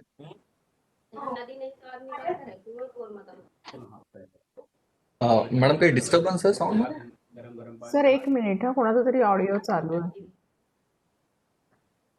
हाँ हाँ वो देख, ठीक है सर. आप देख सकते हो कि यहाँ पे हेडिंग दिया है, फिर उसके बाद बुलेटिन और उसके अंदर फिर सब हेड्स। तो ऐसे स्लाइड्स जो है ये क्राउडी स्लाइड्स हो जाती है। अब जैसे आप देख सकते हो ये जो है ये आम स्लाइड्स के एग्जांपल्स है। ऊपर में कुछ हेडिंग, फिर उसके अंदर एक बुलेट, उसके अंदर फिर सब हेड्स। ऐसा अगर आपके पावर पॉइंट स्लाइड का लेआउट है तो शायद ये फिर आम कैटेगरी में चला जाता है, ऑर्डिनरी जिसको कहते हैं, एज यू कैन सी। और शायद हम लोग जो बम्बार्ड होते हैं एज ए ऑडियंस, वो शायद ये इस तरीके के प्रेजेंटेशन को हम लोग बम्बार्ड होते हैं और इसीलिए शायद ठीक से कनेक्ट नहीं हो पाते हैं। देखिए कितने सारे examples.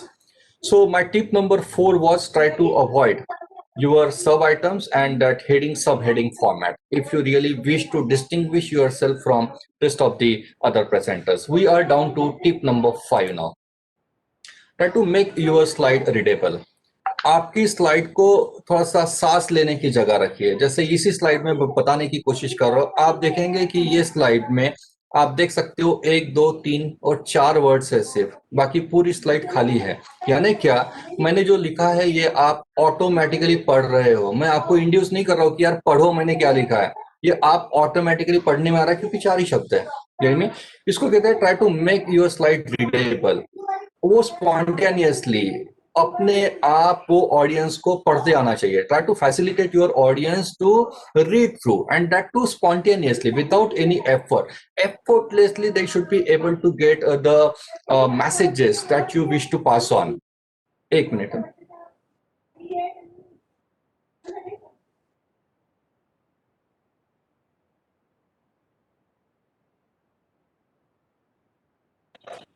Okay, will continue now. So आपका भी शायद अनुभव होगा ये, जब हम लोग फिजिकल सेटअप में प्रेजेंटेशंस अटेंड करते थे as a audience, as a participant आप बोलिए, तो ये ना खास करके पोस्ट लंच में ये बहुत ही स्वाभाविक सा सीन है कि लंच होने के बाद आप देख सकते हो ये ऑडिटोरियम में हालत कुछ ऐसी हो जाती है। और आपको अगर आपके ऑडियंस को जगा के रखना है पूरे 1.5 घंटा, आपका अगर सेशन चल रहा है पूरे 1.5 घंटा, आपको लगता है कि your audience must not dose तो ये होने का एक स्वाभाविक कारण है कि आपकी स्लाइड्स अगर ऐसी है, टू मच क्राउड, ऐसा लगता है ये जैसे आंख पे आ रहा है स्लाइड, इतना सारा स्टफ अगर है तो ऑडियंस डिसकनेक्ट होना स्वाभाविक है। आपका ऑडियंस आपकी स्लाइड में इंटरेस्ट इसलिए नहीं ले रहा है क्योंकि आपकी ऑडियंस को आपने इतना सारा स्टफ दे दिया है कि यार ऑडियंस इसको ना नहीं बेयर कर पाता है। आज आप जैसे देख रहे हो मेरे स्लाइड में टू द पॉइंट कुछ सिलेक्टेड वर्ड्स ही लिखे हैं और आपको मैसेज यहाँ पे ये है कि आपकी पावर पॉइंट की स्लाइड्स ये रिपोर्टिंग मीडिया नहीं है। रिपोर्टिंग यानी क्या, आपका कोई डॉक्यूमेंट नहीं है, आपकी पावर पॉइंट की स्लाइड्स ये पावर पॉइंट की स्लाइड्स है। आप थोड़ा सा गौर करेंगे, पावर पॉइंट और स्लाइड, आपकी स्लाइड में पावर होना चाहिए, पॉइंट होना चाहिए, टू द पॉइंट, और आपका पावर पॉइंट स्लाइड, वो स्लाइड लगनी चाहिए, कोई डॉक्यूमेंट नहीं, कोई न्यूज़पेपर का आर्टिकल या मैगजीन का आर्टिकल या पूरे थेसिस का एक पर्टिकुलर फुल पेज, ऐसी अगर स्लाइड्स दिखती है तो उसको डॉक्यूमेंट कहा जाता है। और PowerPoint is definitely not a document, it is a PowerPoint presentation slide. तो make it presentable, what so simple. ये देखिए ये इस प्रकार की जो स्लाइड्स है जिसमें बहुत ज्यादा स्टफ है, बहुत ज्यादा टेक्स्ट है, ऐसे स्लाइड्स को ऑडियंस बहुत ज्यादा सीरियसली नहीं लेती है। सबसे इंपॉर्टेंट बात तो यह है कि जो प्रेजेंट कर रहा है वो क्या सही में प्रेजेंट करते वक्त इसमें से एक एक वर्ड पढ़ता है? नो वे यार, नो वे। उसको इसमें से जो बताना है वही वो बताएगा। और आप तो ऑडियंस है, क्या आप इसमें से एक एक शब्द पढ़ने वाले हो? नो वे, क्योंकि पढ़ने के लिए थोड़ी ना आए हैं यार। यानी में फिर सवाल ये उठता है कि जो प्रेजेंट करने वाला है वो ये पढ़ने वाला है नहीं, ऑडियंस का तो सवाल ही नहीं, वो क्यों पढ़ेंगे ये सब? फिर मेरे कहने का मतलब ये है कि इतना सारा स्टफ वहां पे कर क्या रहा है, वो आपके प्रेजेंटेशन को खराब करने का काम कर रहा है। So message to you is pretty clear कि जो अननेसेसरी है, खास करके टेक्स्ट हो या स्टफ हो, you just do away with all those non essential elements in your PowerPoint slides and try to make your slides readable, make your PowerPoint slides breathe, उसको सांस लेने की जगह दो। जितना ज्यादा एम्प्टी रहेगा स्लाइड उतना ज्यादा पढ़ने में आएगा। आप जैसे देख सकते हो एग्जाम्पल्स, आपकी ऑडियंस आपको सुनने आती है, आपने जो बना के लाया है पढ़ने के लिए नहीं, द मैसेज बॉस। और पढ़ाना ही है अगर आपको आपके ऑडियंस को, तो उसको यार लिमिटेड टेक्स्ट दो, 4 से 5 वर्ड्स के ऊपर नहीं। As you can see these are the messages. Guy Kawasaki नाम से एक बंदा है जिसने पॉइंट्स को लेके रूल्स बनाए हैं। 2005 में ये रूल्स बने थे, 2010 में खत्म हो गए, और 2020 में हमको पता चल रहा है कि 2005 में ऐसा कुछ बना था और 2010 में खत्म हो गया।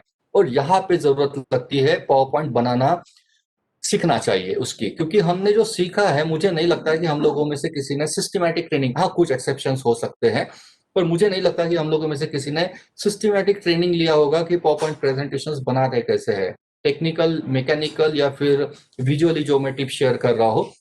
और मुझे लगता है हम सब ने ट्रायल एंड एरर बेसिस पे ही शुरू किया, करते करते मैकेनिस्टिकली अभी हम लोग बिल्कुल विथ इज बना तो रहे, पर मुझे लगता है उसमें हम लोगों ने जान इन्फ्यूज करना, लाइवलीनेस अगर इन्फ्यूज कर देते तो पावर पॉइंट का मजा बढ़ जाता है। गाय कावासाकी ने यह कहा है कि पावर पॉइंट की स्लाइड पे 5 लाइन के ऊपर का टेक्स्ट नहीं होना चाहिए और हर लाइन में 6 वर्ड्स के ऊपर नहीं। यानी this are the messages which have been rendered by Guy Kawasaki. So एक मैसेज ये भी उन्होंने दिया है कि आप पैराग्राफ डालने से अच्छा उसको फ्रेजेस में कन्वर्ट कर दीजिए। पूरा का पूरा सेंटेंस आप गूगल से कॉपी चूज क्यों कर रहे हैं, जितना आपको बताना है उसको फ्रेजेस में, फ्रेजेस यानी कट शॉर्ट कर दीजिए। लॉन्ग लेंथी आपके जो सेंटेंसेस है उसको कर्टेल कर दीजिए शॉर्ट फ्रेजेस में, so that your slides will become automatically much readable and your audience will spontaneously read it through. As you can see ये हो गई आर्म स्लाइड। इसमें प्लानिंग के बारे में बताने की कोशिश की गई है कि इसमें एक जिस्ट अगर आप देखेंगे इतने सारे टेक्स्ट में, तो इसमें बताने की ये कोशिश हो रही है कि planning as a management function, फिर उतना ही लिखिए ना, इतना सारा लिखने की क्या जरूरत है। And as a presenter you, it is your responsibility to explain what is the meaning of this particular sentence and this is what I have been doing यार। आप देखेंगे कि मैं एक पर्टिकुलर स्लाइड पे 4 या 5 वर्ड लिख रहा हूँ और उसको ऊपर मैं 4 से 5 मिनट बात कर पा रहा हूँ। This is what makes your presentation special and memorable. और आपका ऑडियंस आपको ना आंकने का एक तरीका ये भी है कि आप कितना एक पर्टिकुलर मुद्दे के ऊपर कितना नॉलेज रखते हो, कितने डेप्थ में जाके बात कर सकते हो। And that this is what the genuine feedback is. आपने स्लाइड पे कितना लिखा है no one will remember and rather your audience will take you lightly अगर आप बहुत ज्यादा स्टब स्लाइड पे डाल देते हो। क्योंकि बहुत ज्यादा स्टब स्लाइड पे डाला है इसका मतलब क्या है, ये आप अगर भूल जाते हो कहीं पे तो वहां पे पढ़ के वो टाइम निकाल दोगे। ये आज ऑडियंस को भी पता चल चुका है गेड़ी में। यानी क्या ऑडियंस ये मानते हैं कि आपने इतना सारा इसलिए लिखा है क्योंकि आप उसको कुबड़ियों की तरह यूज कर रहे हो, आप लंगड़े हो जाओगे तो उसको यूज कर लेंगे चलने के लिए। यानी क्या आपके प्रेजेंटेशन के दौरान कुछ भूल गए तो फिर वहां से रेफर करके वो टाइम तो भी कम से कम हम लोग मैनेज कर ले। ये ऑडियंस को पता चल गया है बॉस। और एक अच्छा प्रेजेंटर आज किसको माना जाता है, जिसको सिर्फ 2 या 3 वर्ड दे दो और वो अगर 2 या 3 मिनट 2 वर्ड पे बात कर पा रहा है इफेक्टिवली और एंगेजिंगली, तो वो शायद बेस्ट प्रेजेंटेशन है बॉस। ये देखिए ये गाय कावासाकी की तरफ से मैसेज है कि 15 वर्ड के ऊपर एक स्लाइड में नहीं होना चाहिए। और आपकी स्लाइड पे क्या लिखा है, क्या मैसेज है, वो 3 सेकंड में आपके ऑडियंस को पता चल जाना चाहिए। That's it, that's all boss. Or this is the message, less text more meaning, try to infuse and you just get rid of this blah blah things, and there's so much of stuff, you just do away with this and try to convert your blah blah thing from blah blah to wow effect. You just try to achieve this wow effect by using words conservatively. ये है Google आपकी Yahoo की home page. आप देखेंगे कि आप Yahoo की home page पे तब विजिट करते हो जब आपको कुछ सर्च करना होता है, और यहाँ पे तो एक्चुअली सर्च विंडो ही सर्च करनी पड़ रही है। Getting it is so much crowdy. और आप देखेंगे गूगल की search window, it is pretty clear कि सर्च यहाँ पे करना है। तो मेरा मैसेज ये है कि आपकी पावर पॉइंट की स्लाइड्स याहू की होम पेज की तरह ना बनाते हुए गूगल की होम पेज की तरह अगर बनाते हो तो शायद आपका प्रेजेंटेशन की स्लाइड्स बेहतरीन बन जाएगी। देखिए पावर पॉइंट की स्लाइड्स में एम्प्टी स्पेस जो है उसका अपना इंपॉर्टेंस है। 3 स्लाइड्स दिखा रहा हूँ, आप देख रहे हो। ये स्लाइड जितनी ज्यादा खाली दिखेंगी उतनी ज्यादा बेहतर दिखती है। ये 2 वर्ड आप ऑटोमेटिकली पढ़ लोगे। आप देख सकते हो यही स्लाइड मैंने थोड़ी देर पहले यूज की थी, डिस्कार्ड स्टैंडर्ड टेम्पलेट्स। यस बिल्कुल, जितना ज्यादा एम्प्टी होगा उतना स्लाइड का लुक बेहतरीन, और ये स्लाइड रीडेबल हो जाती है, प्रेजेंटेबल हो जाती है। आप देख रहे हो व्हाइट स्पेस का अपना एक इंपॉर्टेंस है, और मार्केटर्स को ये पता चल चुका है। कोका कोला की एड यहाँ से आगे गौर से देखिएगा, न्यूज़पेपर में फुल पेज ऐड आती है, फ्रंट पेज पे, और उसमें लिखता क्या है, तो ये सिर्फ दो वर्ड और कोका कोला की bottle, that's it, that's all.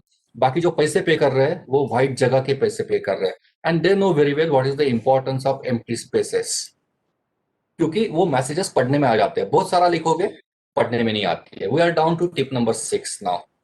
देखिए ये सब, ये होम पेज है, ये हम सबको सबको कॉमन मिलता है। और जब आप टाइपिंग करना शुरू कर देते हो तो बाय डिफॉल्ट यहाँ पे बुलेटिंग के फंक्शंस एक्टिवेट हो जाते हैं। आप जब भी टाइप करोगे, एंटर करोगे, तो ये बुलेट इनहेरेंटली आ जाता है, ऑटोमेटिकली आ जाता है।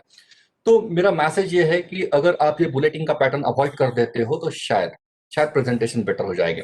हाँ, आपके 1 घंटे के प्रेजेंटेशन में अगर आप एक 40 से 50 स्लाइड्स बना रहे हो तो हाँ ठीक है यार, 2-4 स्लाइड्स में अगर आप बुलेटिन यूज कर रहे हो, नथिंग रॉन्ग विद इट। पर आप पूरे के पूरे 50 स्लाइड्स बुलेट्स यूज करके अगर बना रहे हो तो शायद आपका प्रेजेंटेशन ऑर्डिनरी कैटेगरी में चला जाएगा।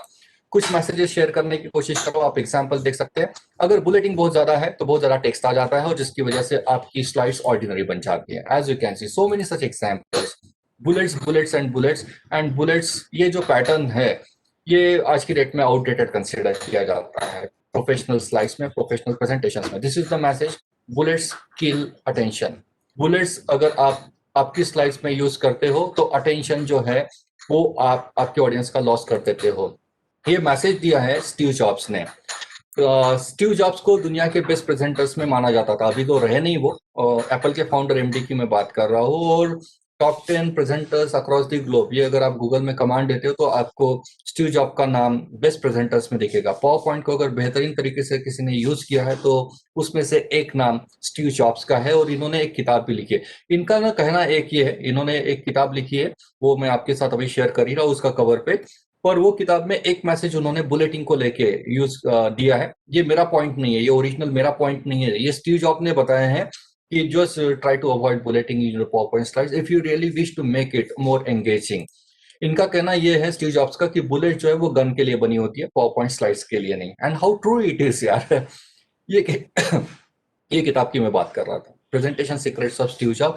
ये किताब मैंने एक सिटिंग में कंप्लीट कर ली थी, और मैंने रिपीटेटिवली भी पढ़ी, और ये प्रेजेंटेशन बनाते वक्त भी मैंने ये किताब के ही कुछ रेफरेंसेस तो डेफिनेटली लिए, and I must admit it बेहतरीन किताब है। If you find time and if you could get a copy of this particular book, you just go through this particular book and you will understand that ki, yes, this is an art, this is a skill you can say, कि presentation बनाना एक definitely art है। और इनके जो real life किस्से है, जो बड़े बड़े प्लेटफॉर्म्स पे ये प्रेजेंटेशंस करते थे ऑडिटोरियम हॉल में, जब एप्पल का कोई प्रोडक्ट लॉन्च होता था उस वक्त ये प्रेजेंटेशंस करते थे, तो उस वक्त उन्होंने किस्से भी ये किताब में बहुत ही इंटरेस्टिंग तरीके से शेयर किए हुए हैं। But just because of depth of time I am not able to share those particular incidences with you. We will move ahead now. So this is the message, sparingly, यानी क्या 50 slides में 2 या 3 slides ठीक है यार। कुछ जगह important हो जाता है कि आप बुलेटिन से ही शायद मैसेजेस बेहतर दे सकते हो, तो वहां पे ठीक है। खास करके आपके पीएचडी के प्रेजेंटेशन, आपको अगर ऑब्जेक्टिव्स की स्लाइड बनानी है तो आपको ऑब्वियसली यार बुलेटिन या नंबरिंग तो यूज करना ही होगा। फिर आपके पीएचडी में अगर आपने 8 से 10 ऑब्जेक्टिव बनाए हैं, तो मेरा कहने का मतलब ये है बुलेटिन यूज करना ही है, तो फिर आप पूरे पूरे 10 ऑब्जेक्टिव एक स्लाइड में क्यों दिखा रहे हो? आप उसको 3-3, 4-4 के हिस्सों में ब्रेक कर दीजिए, 2 या 3 स्लाइड्स में ऑब्जेक्टिव्स को ब्रेक कर दीजिए, तो शायद वो रीडेबल हो जाएगा, बोरिंग नहीं लगेगा। बुलेटिन को लेके गाय कावासाकी जिसका मैं उल्लेख कर रहा था, उन्होंने कुछ रूल्स बताए, जो 3 रूल मैं आपके साथ शेयर कर रहा हूँ। फिर ये रूल्स है उनके 10-20-30 रूल इसको कहते हैं। 10 स्लाइड्स के लिए 20 मिनट का प्रेजेंटेशन के लिए 10 स्लाइड्स और 30 का फॉन्ट साइज उन्होंने रिकमेंड किया है। ये देखिए, ये मैसेजेस गाय कावासाकी साहब ने दिए हैं। उन्होंने कहा है कि बुलेटिन अगर यूज कर ही रहे हैं तो आप एक स्लाइड पे लगभग 3 बुलेट पॉइंट तक यूज कर सकते हो, चौथा यूज नहीं करना चाहिए। और हर एक लाइन में 6 वर्ड से ज्यादा नहीं आने चाहिए। आप देख सकते हैं इसी स्लाइड में यही रूल मैंने फॉलो किए। आप अगर काउंट करते हो 1 2 3 4 5 वर्ड ही यूज किए मैंने, यानी 6 से कम। और एक स्लाइड पे 3 से कम, आप देख रहे हो सिर्फ 2 ही बुलेट पॉइंट्स मैंने यूज किया है, तो ये स्लाइड बेहतरीन हो जाती है अपने आप। So this is my message to you. Now try to convert your paragraphs into bullet points and try to convert your bullet points into separate slide. This is my message.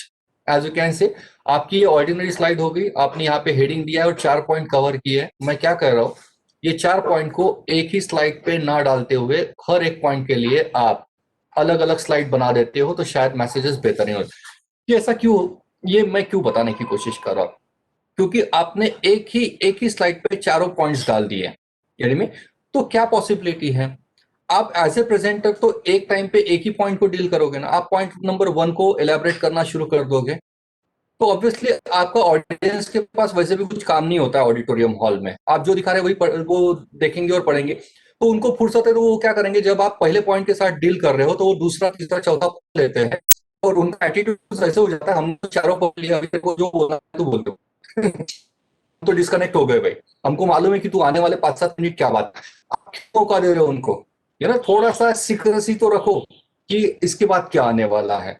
तो मुझे लगता है कि एक पॉइंट एक slide पे अगर incorporate कर हो तो स्लाइड को सांस लेने की जगह मिलती है, सिक्रेसी मेंटेन होती है और शायद ऑडियंस एंगेज भी रह जाएगा। आप देख सकते हो ये ऑर्डिनरी स्लाइड है जिसमें 4 इश्यूज एक ही स्लाइड में, 4 बुलेट्स एक ही इसमें कवर करने की कोशिश की है। ये है मुद्दा नंबर 1 एडवर्टाइजिंग के डेफिनेशन का, ये 2, ये 3 और ये 4।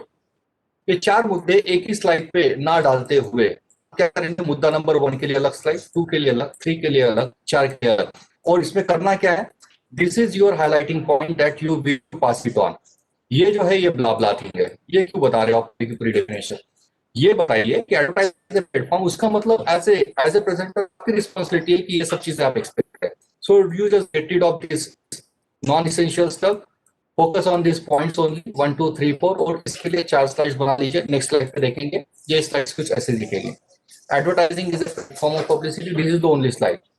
Second message, it is non-personal communication, advertising uses mass media, that's it। The last one is identified sponsor, this is the keyword, this is how you are supposed to make your presentations। So this is tip number 5, last slide you can say, one big message per slide, एक slide पे सिर्फ एक idea या फिर सिर्फ एक message। We are down to tip number 7 now। 13 minute है मेरे पास, होपफुली हम लोगों की 11 टिप्स हो जाएंगे। So this message is about fonts and font sizes. देखिए आपका प्रेजेंटेशन की स्लाइड्स बेहतरीन सिर्फ एक छोटी सी वजह से हो सकती है कि आप सिंपल सा फॉन्ट भी अगर चेंज कर देते हो तो शायद अलग दिखना शुरू हो जाती है। आप जैसे देख रहे हो कि मैंने स्टीरियोटाइपिकल जो मैनिस्टिकली फॉन्ट यूज किए जाते हैं वो मैंने ये नहीं यूज किए, इसलिए शायद ये थोड़ा सा एस्थेटिकली बेटर लग रहा है। आप जैसे देख रहे हो यहाँ पे मैंने ऑर्डिनरी जो हमेशा रूटीन फॉन्ट्स होते हैं वो यूज नहीं किए, तो ये फॉन्ट ये पर्टिकुलर स्लाइड का लुक सिर्फ इससे थोड़ा सा बेटर लग रहा है, अलग लग रहा है, क्योंकि मैंने जो मेन स्ट्रीम फॉन्ट्स है उसको यूज नहीं किया है। तो फॉन्ट्स को लेके कुछ इनपुट देने की कोशिश कर रहा हूँ। फॉन्ट्स को लेके 3 डिसीजन लेते हैं हम लोग, एक फॉन्ट टाइप मेरा कौन सा यूज करना चाहिए, फॉन्ट का साइज आइडिया कितना होना चाहिए और फॉन्ट की फैमिली कौन यूज करनी चाहिए। तीनों चीजें एक एक करके मैं एक्सप्लेन कर रहा हूँ। आप ये स्लाइड्स को देखिए, आपको लगेगा कि ये फॉन्ट्स आपने कहीं।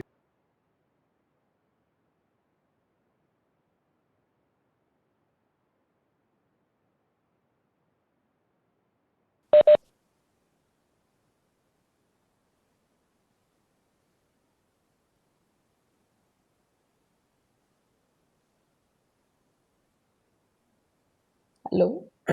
Hello. Am I audible?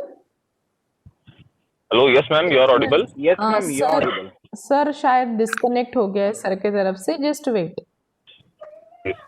Okay okay. Madam tip number 7 screen पे शेअर नाही मॅम होत. सरांचा ऑडिओ ऑफ आहे मॅम. वेट सर डिस्कनेक्ट झाले आहे, परत जॉईन करतील ते। टिप नंबर 7 पासून सुरू कराल. हो हो। Hello Ashish sir.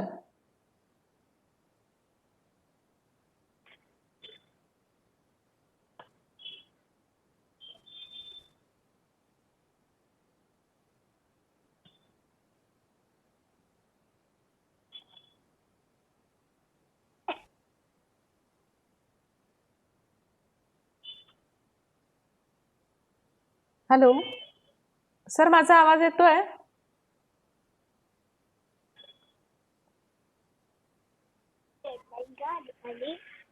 एक ग्रामर मिस्टेक होती. बाकी पार्टिसिपेंट्स प्लीज म्यूट में रहिए।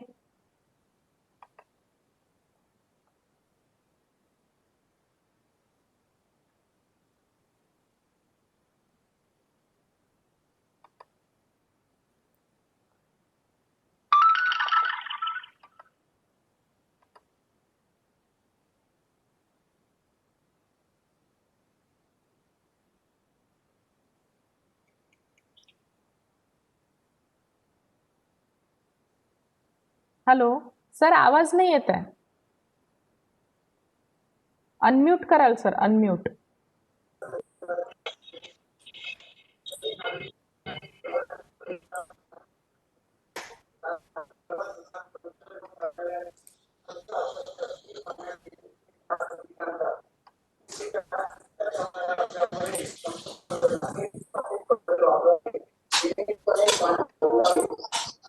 बाकी participants, kindly mute yourself.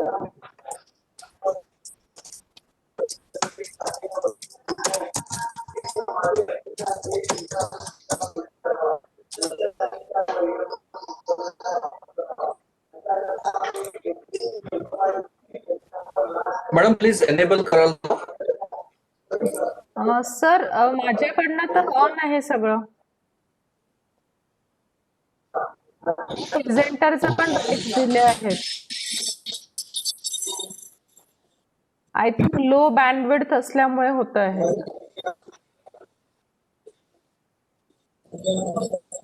Sir एकदा शेअर स्क्रीन करून बघाल.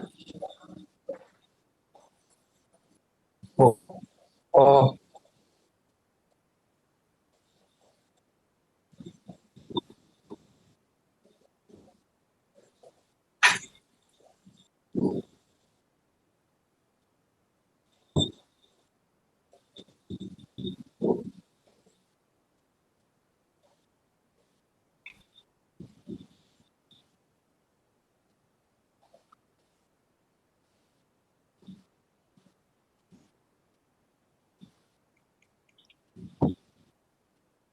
मी पुन्हा जॉईन करू का मॅडम? चालेल सर. व्हिडिओ ऑन नाही होत आहे का?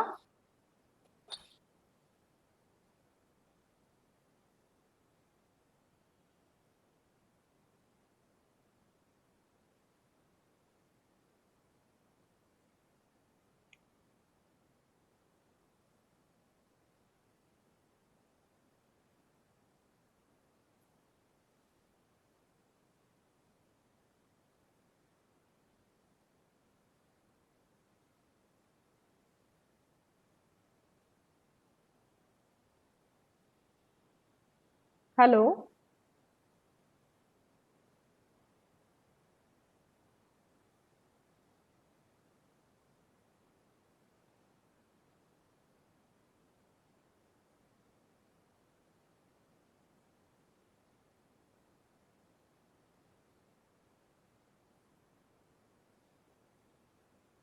हॅलो सर, माझा आवाज येतोय?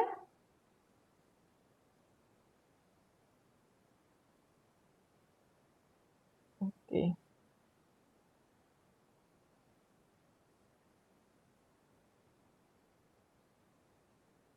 फ्रेंड्स, तुम्हाला माझा आवाज येतोय का? हो मॅडम. आता ओके. सर जॉइन होतपर्यंत आपल्याला 2 मिनिटं आहेत, तर मला काही इंस्ट्रक्शंस द्यायचे आहेत. इसके बाद अपना विद्या प्रारंभ मैडम का लेक्चर है. मैडम अपने को लेसन प्लान प्रिपरेशन के बारे में बताएंगे, तो आप कॉपी पेन लेके बैठिएगा. मैडम जो भी की पॉइंट्स बताते हैं वो आपको नोट करके रखने हैं, and accordingly you have to prepare your own lesson plan. Madam एकदम जीरो से शुरुआत करके सारी चीज़ें अच्छे से बताएंगे, और उससे रिलेटेड असाइनमेंट मैंने आज ही की डेट में डाला है, लेकिन उसकी डेडलाइन मैंने 3 दिसंबर तक रखी है. अगर आज आपने मूडल साइट देखी होगी तो उसमें मैंने असाइनमेंट एक डाला है, लेकिन उसकी डेडलाइन 3 दिसंबर तक रखी है. तो आपको 3 दिसंबर तक ये लेसन प्लान सबमिट करना है. कैसे बनाया जाता है, उसकी क्या सिग्निफिकेंस है, वो सारी चीज़ें मैडम अभी सेकंड लेक्चर में आप लोगों से डिस्कस करेंगे. ओके. Okay ma'am. फॉर हाँ. पीपीटी प्रेजेंटेशन आज देना है. मॅडम आवाज येतोय माझा? हो सर, ऑडिबल आहे. ओके. सर व्हिडिओ नाही दिसत आहे. हाँ, आता हा मी ऑन केलाय जस्ट. येस दिसतंय madam sir. Kindly allow me to share. Yes एक मिनिट सर.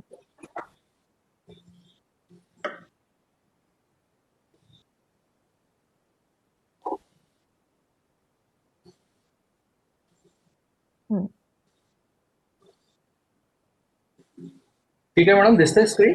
हो सर. टिप नंबर 7 पासून म्हणतात आहे participant. Okay.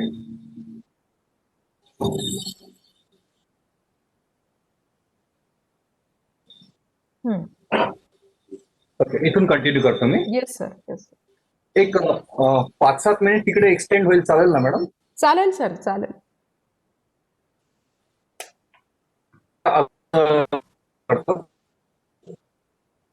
We'll continue. We are on to tip number 7. And tip number 7, it is about the usage of fonts and the font type, you can say. क्योंकि मैं बात कर रहा था कि सिंपल सा फॉन्ट्स भी अगर आप चेंज कर देते हो तो भी शायद आपके स्लाइड्स का लुक बेहतर आ जाता है. फॉन्ट्स को लेके मैं 2-3 टिप्स शेयर कर रहा हूँ आपके साथ. फॉन्ट्स को लेके 3 डिसीजन हम लोग लेते हैं. एक है फॉन्ट टाइप, यानी कौन सा फॉन्ट यूज करना है. दूसरा फॉन्ट साइज, इस स्लाइड्स में बेहतरीन फॉन्ट साइज क्या जाता है और आइडियली क्या होना चाहिए. और तीसरा है फॉन्ट फैमिली. इसको तीनों चीजों को लेके मैं कुछ इनपुट शेयर कर रहा हूँ अभी. देखिए, अभी 3 स्लाइड्स मैं आपको दिखा रहा हूँ और मैं अगर आपको कहता हूँ कि गेस करिए कौन से फॉन्ट्स आपको स्लाइड पे दिख रहे हैं. आप देखेंगे इस पर्टिकुलर स्लाइड पे you can easily guess it कि ये कैलिब्री का फॉन्ट है और ये डिफॉल्ट सेटिंग होती है. जब भी हम लोग पावर पॉइंट की स्लाइड्स बनाना शुरू करते हैं, टाइपिंग शुरू करते हैं, तो उस वक्त बाय डिफॉल्ट ये सेटिंग आती है और ये फॉन्ट हमारी स्क्रीन पे आ जाता है. और ये अगर सबके सब लोग यही फॉन्ट यूज करेंगे तो शायद हमारे प्रेजेंटेशन ऑर्डिनरी ही रहेंगे. दूसरा एक फॉन्ट आप जस्ट गेस करने की कोशिश करिए. नेक्स्ट स्लाइड पे आपने शायद गेस कर लिया होगा अभी तक. ये है एरियल और ये है टाइम्स न्यू रोमन. करेक्ट. ये तीनों फॉन्ट्स हम लोग हाँ करेक्ट, टाइम्स न्यू रोमन. ये तीनों फॉन्ट्स हम लोग बहुत ज्यादा फैमिलियर है और यूज भी करते हैं. अभी बात होती है कि ये 3 फॉन्ट्स को लेके अगर चौथा फॉन्ट यूज करोगे तो शायद थोड़ा सा बेटर हो जाएंगे. देखिए, एरियल और टाइम्स न्यू रोमन ये दोनों जो फॉन्ट्स है ये डॉक्यूमेंट्स पे बेटर चाहते हैं. डॉक्यूमेंट यानी क्या, जब हम लोग कोई रिसर्च पेपर बना रहे हैं तो आप थोड़ा सा मैन्युस्क्रिप्ट भी उनकी एडिटोरियल अगर पढ़ोगे तो उसमें लिखा रहेगा कि आपका टेक्स्ट जो है आपने एक तो एरियल या फिर टाइम्स न्यू रोमन में सजाना अपेक्षित है. हमारी नागपुर यूनिवर्सिटी पीएचडी थीसिस में भी उन्होंने बताया है कि एक तो एरियल में आप टाइप करिए या फिर टाइम्स न्यू रोमन में. यानी क्या, ऑफिशियल डॉक्यूमेंट्स जो है इसमें ये फॉन्ट्स बहुत बेहतरीन जाते हैं. और ये जरूरी नहीं कि ये पावर पॉइंट स्लाइड्स पे भी उतने ही बेहतरीन दिखे. आप थोड़ा सा इंटरेस्टिंगली ये जो 3 फॉन्ट्स है, कैलिब्री, एरियल और टाइम्स न्यू रोमन, इनको मेन स्ट्रीम फॉन्ट कहा जाता है. अगर आप फॉन्ट की चॉइसेस देखते हैं आपके स्क्रीन पे तो आपको दिखेगा, यहाँ पे मैंने जस्ट आउट ऑफ क्यूरियोसिटी ये फॉन्ट्स मैंने गिने थे तो यहाँ पे मुझे 300 फॉन्ट्स की चॉइस दिखी, एज यू कैन सी. फिर मेरा कहना ये है कि अगर 300 फॉन्ट्स अवेलेबल है तो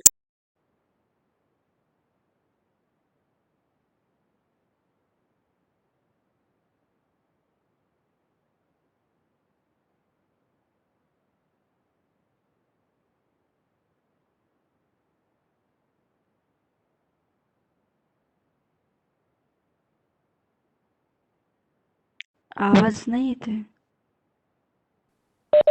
हो मॅडम, सरांकडनं कनेक्शनचा थोडा प्रॉब्लेम Not वाटतोय. audible.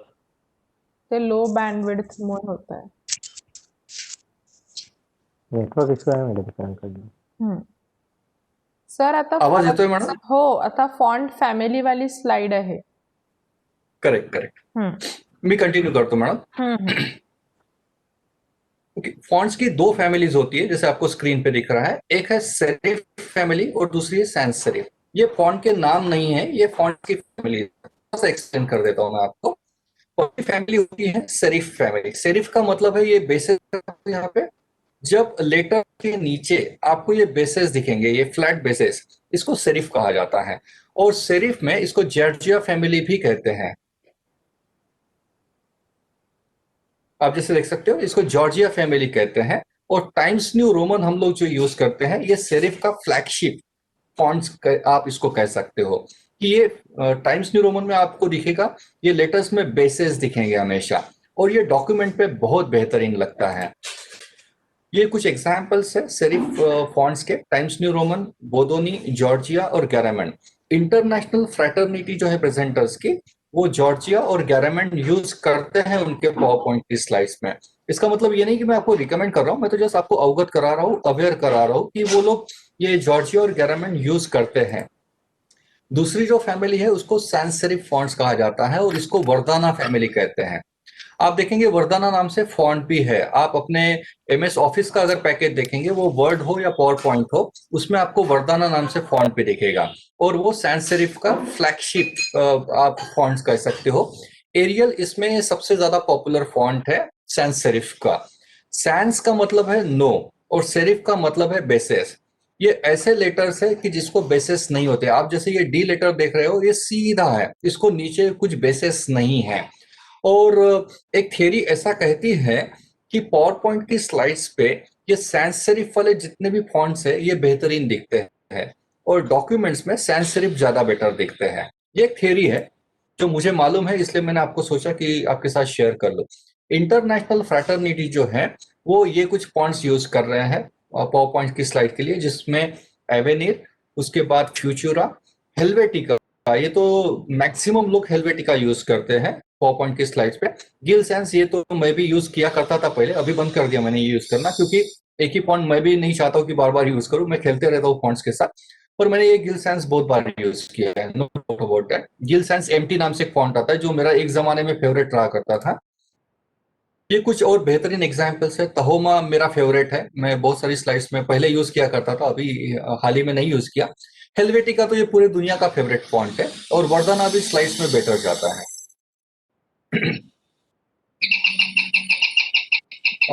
फॉन्ट्स की ये कुछ साइट्स है जहाँ पे फ्री ऑफ कॉस्ट आप डाउनलोडिंग कर सकते हो। dafont.com ये एक स्लाइड है कि जहाँ पे फ्री ऑफ कॉस्ट ये फॉन्ट्स मिल जाते हैं। पर फिलहाल ये करने की जरूरत नहीं है क्योंकि अपने पास तो 300 है ऑलरेडी।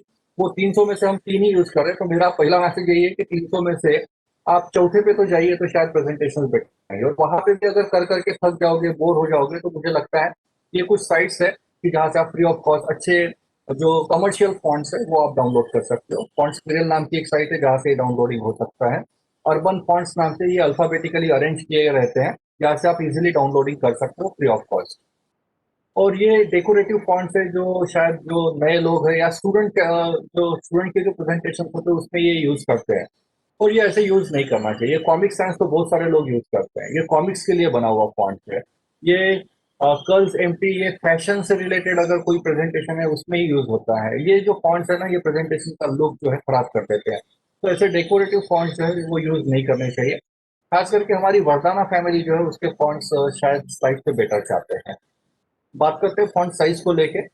आप देखेंगे कुछ लोगों को आदत होती है कि पूरी की पूरी किताब के फोटोज निकाल के स्लाइड्स में डाल देते हैं, तो स्लाइड का लुक डेफिनेटली मार खाएगा। ये ऐसी स्लाइड कोई भी नहीं देखना पसंद करेगा। और इसमें देखिए ना कितना सारा स्टफ है, क्या क्या पढ़ेगा ना आदमी। एक तो प्रेजेंटर खुद भी नहीं पढ़ पाएगा अगर इसको पढ़ना है। अगर ये एक ही स्लाइड का जो भी लिखा है वो पढ़ने में जाएगा तो ये आपका एक 15 से 20 मिनट तो सिर्फ उसमें जाएंगे बहुत। फिर आप प्रेजेंटेशन करोगे कब? और आपका ऑडियंस भी नहीं चाहता है कि आपकी स्लाइड्स कुछ ऐसी हो। तो just get rid of this practice of taking photos from using your cameras and inserting those particular photos. Yes, if it is very important and if it is high quality, then you can easily do it. But just to avoid our hard work, we should not do it. आप देख सकते हो कि यहाँ पे जितना सारा stuff डालोगे फॉन्ट का साइज रिड्यूस होते जाता है। बाय डिफॉल्ट सेटिंग ही होता है वैसा कि जितना ज्यादा टेक्स्ट डालोगे आपका फॉन्ट का साइज कम होना स्वाभाविक है। आप जैसे अभी स्लाइड जो देख रहे हैं इसमें 16 का फॉन्ट है और ये फॉन्ट साइजेस स्लाइड्स पे कभी भी रिकमेंडेड नहीं है। गाय कावासाकी जिसका मैं उल्लेख कर रहा था, उन्होंने स्लाइड पे 30 का रिकमेंडेशन दिया है, 30 के साइज का। आप जैसे देख सकते हो कि एक कॉन्ट्रास्ट मैंने एक ही स्लाइड में लिया है, 20 का कुछ ऐसा दिखता है, 24, 30, 36, 40, 44 ये कुछ ऐसा दिखता है। तो स्लाइड में अगर आप मुझे पूछोगे कि क्या बेहतरीन होगा, तो मुझे लगता है ये दो चीजें बेहतर जाती है। ये जो चीज मैंने लिखी है 40 का ही फॉन्ट यूज करके लिखी है, ये पढ़ने में आ जाता है, दिखने में अच्छा दिखता है। जितना इसके ऊपर जाओगे, इसके ऊपर जितना जाओगे उतना भद्दा लगना शुरू हो जाता है स्लाइड। इसके नीचे अगर जाते हो तो ऑब्वियसली आपकी स्लाइड्स रीडेबल नहीं होती है, ठीक से दिखता नहीं है। तो मेरी तरफ से रिकमेंडेशन 36 से 40। पर वो एक ये भी एस्पेक्ट है कि आप कौन सा फॉन्ट यूज कर रहे हो, वो भी एक एस्पेक्ट होता है इसमें साइजेस को लेके। पर इन जनरल 36-40 गोज बेटर, और मैंने मेरे आज के पूरे प्रेजेंटेशन में 36-40 ही यूज किया है मैक्सिमम जगह पे। We are down to tip number 8 now. इसको कहते हैं patchwork. Try to avoid patchwork. Patchwork यानी क्या, वो बताने की कोशिश कर रहा हूँ। ये शायद एग्जाम्पल है। आपका स्लाइड का बैकग्राउंड ब्लू कलर का है और आपने गूगल से जो इमेज कॉपी पेस्ट करके लाई है उसका बैकग्राउंड व्हाइट है। अगर आप ब्लू के ऊपर व्हाइट रख देते हो तो जो होगा उसको पैचवर्क कहते हैं। अगर ऐसे स्लाइड्स अगर आप बनाओगे तो स्लाइड का लुक जो है, एस्थेटिक जिसको कहते हैं, विजुअल अपील जिसको कहते हैं, वो मार खा जाता है। तो फिर करना क्या है? तो ऑब्वियसली आपका बैकग्राउंड और आपकी इमेज, इसके कलर को अगर आप मर्ज कर देते हो तो शायद स्लाइड बेहतरीन हो जाती है। आप देख रहे हो यहाँ पे ब्लू पे व्हाइट, ये फिर से ब्लू का ही शेड है, उसके ऊपर व्हाइट इमेजेस, ये इसको पैचवर्क कहा जाता है। एज यू कैन सी, ये ग्रे कलर जा रहा है, इसके ऊपर व्हाइट, फिर से ब्लू पे व्हाइट। आप देख सकते हो अभी इसी स्लाइड को, ये ब्लैक कलर के बैकग्राउंड पे व्हाइट आपने रखा है, उसको वैसा ना रखते हुए ये स्लाइड का पीछे का बैकग्राउंड अगर आप व्हाइट कर देते हो तो ये स्लाइड देखिए क्या बेहतरीन लगती है। इसको मर्जिंग कहते हैं, merging of the background colour and your image colour. आप देख सकते हो ब्लू पे व्हाइट है, इसको मर्ज कर दीजिए, ये बेहतर लगता है। ये देखिए, ये दो अलग चीजें हैं। हाँ, आप शायद बिलीव नहीं कर पाओगे, आपको लगेगा कि शायद ये एक ही पूरी एक इमेज है। इट इज नॉट सो, ये दो अलग चीजें है। बैकग्राउंड अलग है, उसके ऊपर इमेज तो यहाँ तक ही खत्म हो गई थी, ये यहाँ तक की इमेज है, में इसके ऊपर जो है वो बैकग्राउंड है, पर ये मर्ज करने की वजह से इतना बेहतरीन लग रहा है स्लाइड पे। ये देखिए कुछ और एग्जांपल्स, ये वाव निकलते जाएगा मुंह से अपने आप, ये मर्जिंग का इफेक्ट है। क्या बात है, ये ऑब्वियस रिएक्शन होगी ऑडियंस की, ये मर्जिंग का इफेक्ट है। ये सिंपल है, आप ये नहीं बोल सकते कि मुझे कंप्यूटर नहीं आता, मुझे टेक्नोलॉजी नहीं समझती। इसमें टेक्नोलॉजी की जरूरत ही नहीं, यहाँ पे इनसाइट की जरूरत है। देख सकते हो आप, ये दो अलग चीजें हैं। ये फोटो यहाँ तक ऐसा है, तो ये फोटो का बैकग्राउंड और स्लाइड का बैकग्राउंड मैंने मर्ज कर दिया। ये यहाँ से इतना जो है ये पूरा ये स्लाइड का बैकग्राउंड है, पर लग रहा है कि ये एक ही चीज है पूरी। We are down to tip number 9 now. ये बहुत ही इंटरेस्टिंग चीज, इसको मैं थिएटर इफेक्ट कहता हूँ। कुछ एग्जाम्पल्स दिखा रहा हूँ मैं आपको। देखिए, आप जब गूगल से इमेजेस लेके आते हो और आपकी स्लाइड पे कॉपी पेस्ट करते हो तो शायद रखने का तरीका मैटर करता है। आपने गूगल से इमेज लेके आए और आपने कहीं पे तो भी वो रख दी। जनरली क्या देखा गया है कि इमेज लेके आते हैं हम लोग, एक तो यहाँ रखेंगे या नीचे कहीं पे रखेंगे, ऊपर में कहीं पे, किसी एक कोने में वो रहती है, और फिर उसके बाजू में, आजू में, ऊपर या नीचे हम लोग लिखना शुरू कर देते हैं। ये हो गया एक आम तरीका। जस्ट लेके आ रहे हो तो उसको कहीं पे भी ऐसा मत रखिए, उसको रखने का तरीका है, ये देखिए आप, ऐसे हम लोग रख रहे हैं इमेजेस को लाके। आप देख रहे हो ये नीला पट्टा, उसके नीचे इमेज रखती है, ये स्लाइड बेहतरीन नहीं है। आप देख रहे हो अभी इसी स्लाइड को मैं अगर बेहतर बनाना चाहता हूं तो मैं क्या करूंगा, इसको मैं स्ट्रेच टू विंडो करूंगा, यानी क्या, ये चारों कोने से मैं इसको खींच लूंगा and so that it should occupy the whole canvas. आप देखेंगे अभी नेक्स्ट स्लाइड पे इसी स्लाइड को मैंने बेहतर बनाने की कोशिश की। इसको कहते हैं थिएटर इफेक्ट। कुछ और एग्जांपल्स देखते हैं। देखिए, इमेज वही है, कैनवास वही है, सिर्फ किया क्या है, एक छोटी सी trick, fit to window stretch. आप जैसे देख सकते हो ये इमेज, ये स्लाइड का लुक ही एकदम ट्रांसफॉर्म हो जाता है, इसको थिएटर इफेक्ट कहते हैं। देख रहे हो आप कितना बेहतरीन लगता है ये। और आप जस्ट इमेजिन करिए कि आप थिएटर में मूवी देखने गए हो और 70 mm की स्क्रीन, इतनी बड़ी स्क्रीन है, और उसमें से छोटे से हिस्से में आपको अगर मूवी दिखाई जाएगी तो मजा आएगा क्या? वही चीज मैं यहाँ पे बात कर रहा हूँ। कैनवास है ना पूरा, यूज करिए, बहुत बेहतरीन लगता है।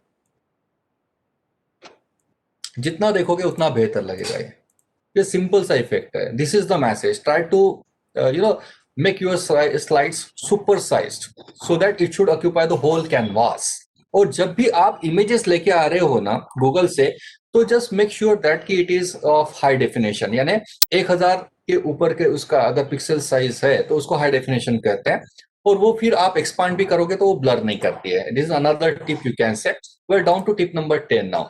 आपने इमेज लेके आए हैं, फुल स्ट्रेच कर दी, अभी टेक्स्ट लिखते वक्त आप बोलेंगे कहाँ लिखेंगे, तो मैं बोल रहा हूँ आप इमेज के ऊपर टेक्स्ट लिखिए। देखिए, विराट कोहली को आपको दिखाना है ना कि ये विराट कोहली है, मैं बोल रहा हूँ ऐसे क्यों दिखा रहे हो आप, ये छोटे से हिस्से में क्यों विराट कोहली दिखा रहे हो, इसको जंबो साइज में दिखाइए और उसके ऊपर विराट कोहली लिखिए। ये देखिए, ये इसको कहते हैं हम लोग पोर्ट्रेट जैसा इसको इफेक्ट आ रहा है, यानी इसको कहते हैं theatre effect. As you can see, trick है, सिंपल सी ट्रिक है, इनसाइट सही है, इसमें टेक्नोलॉजी की बात नहीं हो रही है। देख रहे हो आप वही स्लाइड कितनी बेहतरीन लग रही है, इसमें और इसमें कितना फर्क है बॉस। और हम लोग, एक आम आदमी ये कर रहा है और एक खास आदमी कुछ खास ट्रीटमेंट देगा इसको। एज यू कैन सी, देख रहे हैं आप, चीजें वही है, इमेज वही है, टेक्स्ट वही है, सिर्फ ट्रीटमेंट और तरीका चेंज कर दिया है। As you can say we are on to last tip now. ये मेरी तरफ से टिप है, ये जेन्युइन आशीष लिंगे वाली टिप है। Try to localise and customise. थोड़े से एग्जांपल्स देखते हैं। ये पीएटी के सेंस पे डेटा कलेक्शन की जब स्लाइड बनती है आपके पीएटी के प्रेजेंटेशन के ऊपर, तो हर कोई ऐसे दिखाता है कि डेटा कलेक्शन, यहाँ पे नीचे हेडिंग रहता है डेटा कलेक्शन, यहाँ पे फिर लिखते हैं कि primary data collected through questionnaire, schedule वगैरह वगैरह, बुलेट पॉइंट। ये हो गई आम स्लाइड। मैं कह रहा हूँ डेटा कलेक्शन आपने खुद किया है, ये अगर दिखाना है आपको तो आप इम्प्लिसिट वे में कैसे कम्युनिकेट कर सकते हो। ये मेरे पीएचडी के दौरान मैं जो टिप देता हूँ वो मैं खुद भी फॉलो करता हूँ कि मैंने जब खुद इंटरव्यूज लिए थे कैंडिडेट्स के, तो मैंने फोटोज निकाल लिए और मेरे पीएचडी के वाइवा के लिए मेरी डेटा कलेक्शन की स्लाइड ये थी कि मैंने ये डेटा खुद कलेक्ट किया। ये मैं अगले को कैसे बताऊं एग्जामिनर को, तो ये एक तरीका है। क्योंकि इसमें लाइवली इफेक्ट आ जाता है। एज यू कैन सी, इसको मैं कह रहा हूँ लोकलाइज, कि आप इवेल्युएटर्स को एक मौका दे रहे हो ये बताने का कि ये मैंने किया है खुद, मैं फील्ड पे गया था, मैंने इंटरव्यू लिए है। तो ये स्लाइड बेहतर भी दिखती है। और देखिए हम लोग वाइवा लेते हैं, पीएचडी की बात कर रहा हूँ मैं, और मैंने बीच में एक दिन में 7 वाइवा लिए थे, 7 वाइवा। आप हम लोग भी ना देखते रहते कि यार कोई तो आके कुछ तो भी अलग बात करेगा, कुछ तो भी अलग दिखाएगा। हम लोग भी एक दिन में 7, एक प्रेजेंटेशन में 50 स्लाइड्स 7 यानी 350 स्लाइड्स में देख रहा हूं, तो मैं एक स्लाइड तो देखूंगा ना यार कि कुछ तो नया दिखा भाई यार, कुछ तो अलग तरीके से दिखा। क्योंकि हम लोग भी तो इंसान ही है ना यार, मौका तो दीजिए। 7 प्रेजेंटेशन में से मुझे कोई एक प्रेजेंटेशन याद रखने के लिए मौका तो दीजिए। वो प्रेजेंटेशन कौन सा होगा जो कुछ तो भी अलग हटके करके आया है, सोच के आया है, एक तरीका लेके आया है। और इससे सिर्फ आपके प्रेजेंटेशन की क्वालिटी नहीं, आपके पर्सनालिटी की क्वालिटी भी रिफ्लेक्ट हो रही है कि आप हर एक चीज को लेके मेटिकुलस है। आप ये कैसे बताएंगे अगले को कि आपने हर एक चीज पे बारीकी से काम किया है? कैसे बताएंगे आप जब आप एक स्लाइड से इतना सारा कम्युनिकेशन कर सकते हो इम्प्लिसिट वे में? मुझे लगता है एक बेहतरीन तरीका है कम्युनिकेशन का भी आपकी स्लाइड्स। एक मैं बता रहा हूँ कस्टमाइजेशन एंड पर्सनलाइजेशन, वो एक थोड़ा सा एग्जांपल शेयर कर रहा हूँ कि जब भी आप गूगल से कॉपी पेस्ट करते हो तो आपको गूगल पे ना मोस्टली इमेजेस जो दिखेगी वो फॉरेनर्स की दिखेगी। यानी मैं कह रहा हूँ कि यार कंज्यूमर बिहेवियर, आप नागपुर में प्रेजेंटेशन कर रहे हो फिर अमेरिकन क्यों दिखा रहे हो यार? आप इंडिया दिखाइए, नागपुर दिखाइए ना, प्रेजेंटेशन को 4 चांद लग जाते हैं। अभी इसी चीज पे ये पीएचडी का प्रेजेंटेशन आपका कंज्यूमर बिहेवियर का है। आप अमेरिकन और वो फ्रेंच लोग क्यों दिखा रहे हो मुझे नागपुर में बैठ के? आपका पीएचडी है नहीं है, आपने नागपुर में किया है ना, यूएस में तो नहीं किया है। फिर यूएस के लोग क्यों दिखा रहे हो आप मुझे? आप ये दिखाइए ना, आपने खुद पीएचडी किया है, आपने खुद मॉल में गए थे ना, फोटो निकालिए डाल दीजिए ना, 4 चांद लग जाते हैं आपके प्रेजेंटेशन को। बस इसको कहते हैं लोकलाइजेशन इफेक्ट। ये ना जैसे आप एक अपनापन महसूस करा रहे हो, खास करके स्टूडेंट लेवल के प्रेजेंटेशन, कि आप इफ सपोज इंटरव्यू टेक्निक पे कोई प्रेजेंटेशन दे रहे हो अपने स्टूडेंट्स को, तो आपके कॉलेज में तो कितने सारे कैंपस इंटरव्यू होंगे, क्या आपके पास उसके स्नैप्स नहीं है? जब आपके स्टूडेंट्स एक जंबो साइज में आपके कॉलेज की बिल्डिंग, आपके कॉलेज के स्टूडेंट्स, उनके सीनियर, उनके दोस्त या खुद उसको अगर वो पर्टिकुलर स्लाइड में ऑडिटोरियम हॉल में देखते हैं ना, देखिए तालियां कैसे नहीं बजती है। और इसमें किया क्या है हमने सिर्फ लोकलाइजेशन इफेक्ट किया है, so that your audience should be able to connect with the entire presentation boss. और एक सिंपल सी ट्रिक है, try to give localisation effect instead of using those foreign and all such kind of images which are pretty irrelevant, which has nothing to do with your thing. So just try to give a localized and customized effect. Few more examples from my side and then I will wind up. देखिए, role of youth in nation building. आप क्यों ये अलग अलग countries के लोग दिखा रहे हो? इंडिया में बात कर रहे हो ना, नागपुर में बात कर रहे हो, नागपुर के लोग दिखाइए ना यार। ये है अपनापन वाला role of youth in nation building. ये अपना नेशन है, इंडिया है, इंडियंस दिख रहे हैं, यूथ दिख रहा है, बहुत बेहतरीन लगती है स्लाइड। इंटरव्यू टेक्निक जैसे मैं बता रहा था, जैसे इंडिया में इंटरव्यू होते ही नहीं क्या यार? होते हैं ना, आए दिन तो चलते रहते हैं। क्या आपको एक इमेज नहीं मिल पा रही है? नहीं मिल पा रही है, फिर हम लोग खुद जनरेट कर लेंगे ना यार। मैं भी खुद ये फोटो का डेटाबेस जमाता हूँ बस, प्रेजेंटेशन में कौन सी इमेज कब काम में आ जाए मालूम नहीं, मैं ये डेटाबेस तैयार करता हूँ।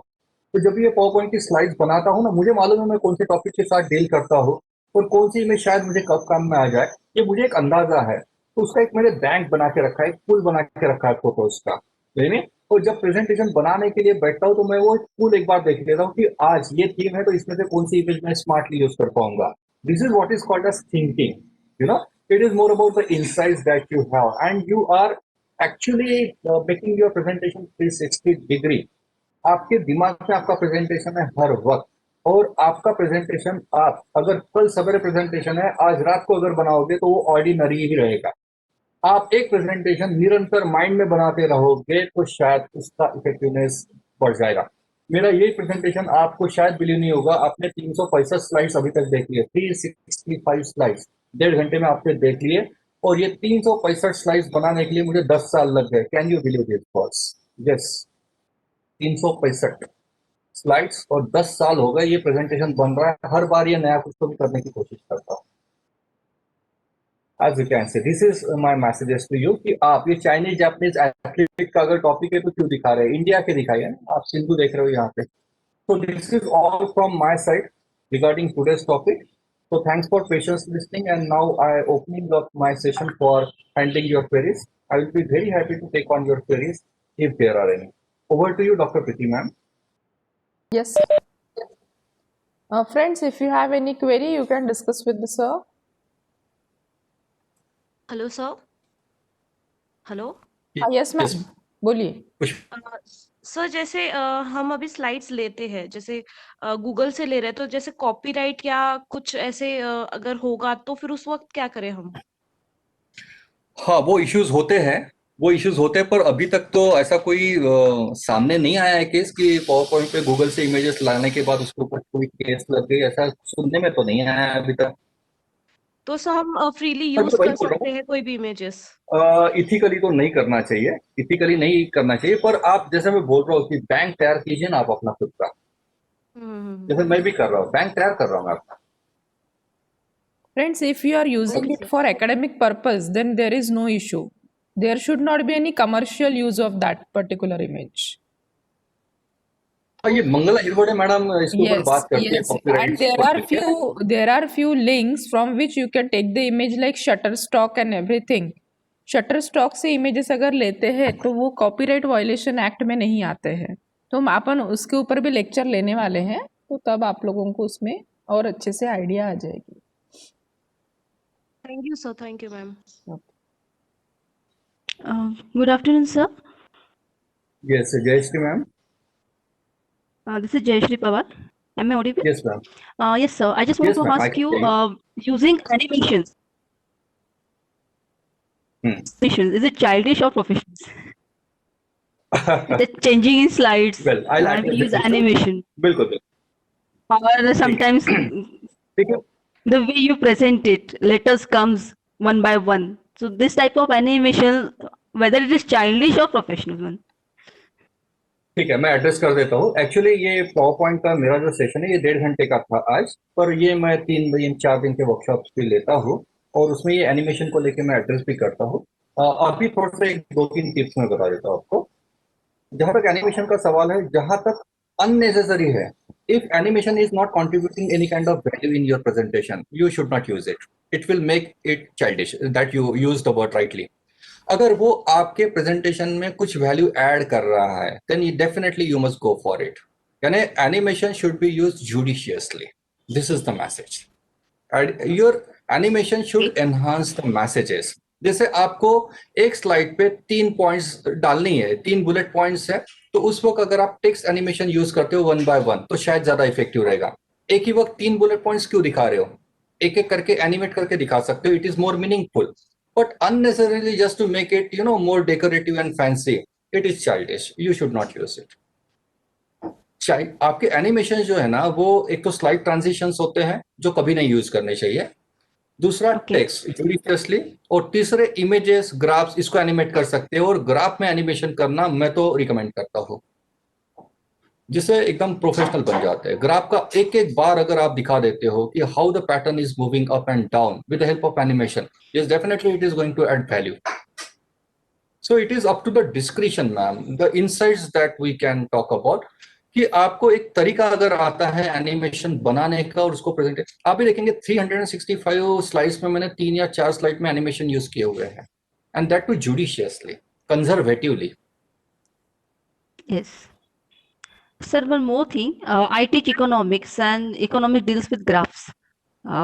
Yes, So yes. how to use animations in graphs to curves and various symbols? Yes, we can animate. PowerPoint में सुविधा है आपको अनग्रुप करके हर एक सेक्शन जो बनता है आपके इसका उसको एनिमेशन की अलग ट्रीटमेंट देनी होती है। अदरवाइज फिर बाकी कुछ सॉफ्टवेयर है जिसमें प्रेजी आप नोट करके रख सकते हो या कैनवा है जिसमें एनिमेशन के बेटर फंक्शंस है। पर पावर पॉइंट में भी ये होता है, आपको अनग्रुपिंग करना होता है पहले एनिमेट कर। आप थोड़ा सा एक तो कॉम्प्रिहेंसिव ट्रेनिंग की जरूरत है। आपको शायद कन्विंस हो गए होंगे मेरे 1.5 घंटे में कि यार ये एक ऐसी चीज है जो सीखी जा सकती है। Yes. और इसके इसके कोर्सेस होते हैं। You possibly might not be knowing this, पर इसके कोर्सेस होते हैं, ऑनलाइन भी हो रहे हैं, ये ऑफलाइन भी हो रहे हैं। नागपुर में तो मैं लेता ही हूँ ये courses, no doubt about this. पर ये एक चीज है सीखने वाली, क्योंकि हम लोग एकेडमिशियंस हैं and you know very well what is the importance of this particular skill in our profession and this is what makes you special. देखिए इतने सारे प्राध्यापक लोग हैं, इतने सारे प्रेजेंटेशंस हो रहे हैं, याद आदमी किसको रखेगा जो कुछ तो भी मीनिंगफुली बात करेगा, अलग तरीके से बात करेगा। और ये एक ऐसी चीज है जो हमारे प्रोफेशन की रिक्वायरमेंट पे, पर शायद ना ही हमने इसके लिए टाइम और पैसा खर्च करने की मानसिकता में आए हैं, और शायद हमको अवेयरनेस ही नहीं था कि यार ये भी एक चीज है हमारे प्रोफेशन को कॉम्प्लीमेंट करती है, जिसकी वजह से हमारी खुद की इमेज और हमारे प्रेजेंटेशन की रिकॉल वैल्यू, हमारे लेक्चर्स की रिकॉल वैल्यू बढ़ सकती है। हम लोग ना बहुत ज्यादा मेहनत कर रहे हैं क्वालिफिकेशंस को ऑपरेट करने के लिए, पर ये बात है स्किल की। It is not about the qualification, it is skill. Qualification हो गए ना, बहुत सारे क्वालिफिकेशन, बहुत सारी डिग्रीज है, but this is the thing that we need to spend some time on. इसके ट्रेनिंग हो रहे हैं, आप थोड़ा सा गूगल भी करते हैं इसके ट्रेनिंग ऑनलाइन मोड पे तो और श्योर हो रहे हैं, ऑफलाइन मोड में भी हो रहे हैं। पर ये एक चीज है कि जो सभी एकेडमिशियंस ने थोड़ा सा गौर करना मुझे लगता है स्वाभाविक है। Okay, sir. Thank you. Can I ask one question from my side? Yes, ma'am. Yes ma'am, Payal ma'am. Yes, I already wrote in the chat box that I want to repeat once again. Sir, कैसे हम लोग समझे कि अगले 2-3 साल बाद PPT का design का ट्रेंड क्या चल रहा है, क्या आ रहा है, कैसे हम अब खुद को अपडेट रखें? ठीक है, it is not about updation madam, ये सब तो चीजें चेंज होती रहेगी। ये ना एक पर्टिकुलर स्किल है जो over the period of time develop होती है। आपने जिंदगी में पहली बार जो प्रेजेंटेशन बनाया होगा वो, और आज जो आप बना रहे हैं उसमें आपको कुछ फर्क लगा होगा। मैं बात कर रहा हूँ सब्सटेंशियल। देखो अगर आप 10 साल में अगर 5% इंप्रूव हो चुके हो, तो मैं बोल रहा हूँ कि आने वाले 1 साल में 50% इंप्रूव करने की। और it is a matter of practice madam. ये ना इनसाइट की बात है। आप ट्रेनिंग कितना फॉलो करोगे, कितने सॉफ्टवेयर आप पढ़ोगे, फॉलो करोगे, आए दिन कोई ना कोई नया सॉफ्टवेयर आ रहा है। It is not about technical training madam, it is about insights. हमारे इनसाइट्स यानी क्या, एक चीज को देखने का नजरिया। मैं अगर आपको एक टॉपिक दे देता हूँ, मेरे साथ अभी 63 लोग जुड़े हुए हैं, एक टॉपिक में मैं आपको 63 लोगों को बोलता हूँ कि प्रेजेंटेशन बनाइए, और मैं आपको बुलेट पॉइंट भी निकाल के दे रहा हूँ। आप 63 लोग इस एक ही टॉपिक को, उन्हीं मुद्दों को अलग अलग तरीके से बनाओगे, और याद वही रहेगा जो सबसे बेटर रहेगा। यानी क्या, यहाँ पे मैटर करता है कि हर एक जन किस तरीके से सोचता है एक ही चीज को। It is all about that, it is not about the mechanistic things, the technology, the features, the computer handling. Presentation is not definitely confined to that particular thing. Even after following simple tips that I shared with you, आज 11 share किए, वैसे मेरे पास 25 से 30 tips है। ये simple सी tips है। मैंने यहाँ पे कोई टेक्नोलॉजी की बात नहीं की, मैंने कोई कंप्यूटर फंक्शंस, कोई कमांड्स की बात नहीं की है। यहाँ पे मैंने बात की इनसाइट्स की, विजन की। वो अगर डेवलप होता है तो भी मुझे लगता है कोऑर्डिनेट प्रेजेंटेशन बेटर प्रेजेंटेशन में कन्वर्ट हो जाता है, और वो इनसाइट डेवलप होता है थ्रू प्रैक्टिस। एक सबसे बड़ा मैसेज मेरी तरफ से शायद ये है कि आप कितना टाइम देते हो प्रेजेंटेशन बनाने के लिए, यहाँ पे आके बात रुकती है। आपने देखा होगा कि एक आम आदमी कल अगर प्रेजेंटेशन है तो रात को पीपीटीज बनाता है, वो प्रेजेंटेशन कभी भी अपीलिंग नहीं हो सकता है। आज आपने जो मेरा प्रेजेंटेशन देखा है, ये 10 साल से बनते आ रहा है, ये बनते ही रहा है, बनते ही जा रहा है। कोई भी मेरे रिसर्च के टॉपिक्स हो, हर बार आपको कुछ तो भी नया चीज उसमें दिखेगा, क्योंकि एज ए प्रेजेंटर मैं समझता हूँ कि मुझे हर बार स्लाइड पे मैं जो दिखा रहा हूँ, मुझे खुद को तो भी वहां पे नयापन चाहिए होता है, तो ही तो मेरे ऑडियंस उसमें इंटरेस्ट लेगा ना। बहुत बार ये होता है कि अकेडमिक स्टाफ कॉलेज के मैंने कितने 300 प्रोग्राम हो गए होंगे मेरे, सिर्फ अकेडमिक स्टाफ कॉलेज के। अभी अभी इसमें ना बहुत बार ऑडियंस रिपीट होता है, कोई ओरिएंटेशन में रहता है, वही रिफ्रेशर में आ जाता है, वही पीएचडी के प्रोग्राम में आ जाता है। मेरा एस्पेक्ट वही रहता है कि यार ये 50 में कोई एक ऐसा आदमी होगा जिसने मुझे इससे पहले कहीं ना कहीं सुना होगा, क्या मैं उसको भी कुछ नया दे रहा हूँ? ये मेरी सोच है। इसलिए मैं चाहता हूँ कि यार वो एक आदमी के लिए तो भी कम से कम मैं मेरा पीपीटी फिर से नए से बनाऊं, कोई नए एग्जाम्पल्स, नई चीजें उसमें, नए मुद्दे इनकॉर्पोरेट करो. It is more about thinking part, it is not about the technology part. Getting me?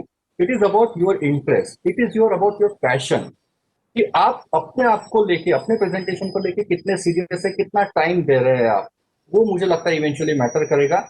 आप पैकेजेस, एनिमेशन, ये सब तो ठीक है, कॉम्प्लीमेंट्री चीजें हैं, ये डेकोरेट तो कर देगी, पर आज का मेरा प्रेजेंटेशन आपको इसलिए याद रहेगा क्योंकि मैंने कुछ मीनिंगफुली बात की है. मैंने बहुत हाई फाई चीजें बात नहीं की है. मैंने एक आम आदमी को सबको समझ में आ जाएगा, सबको काम में आ जाएगा. और आप जब भी प्रेजेंटेशन करोगे, नहीं 11, आप 2 चीजें तो शायद फॉलो कर लोगे. इतने कंजर्वेटिव मैसेज के साथ अगर मैं बात कर रहा हूँ तो मुझे लगता है प्रेजेंटेशन इफेक्टिव हो जाते हैं.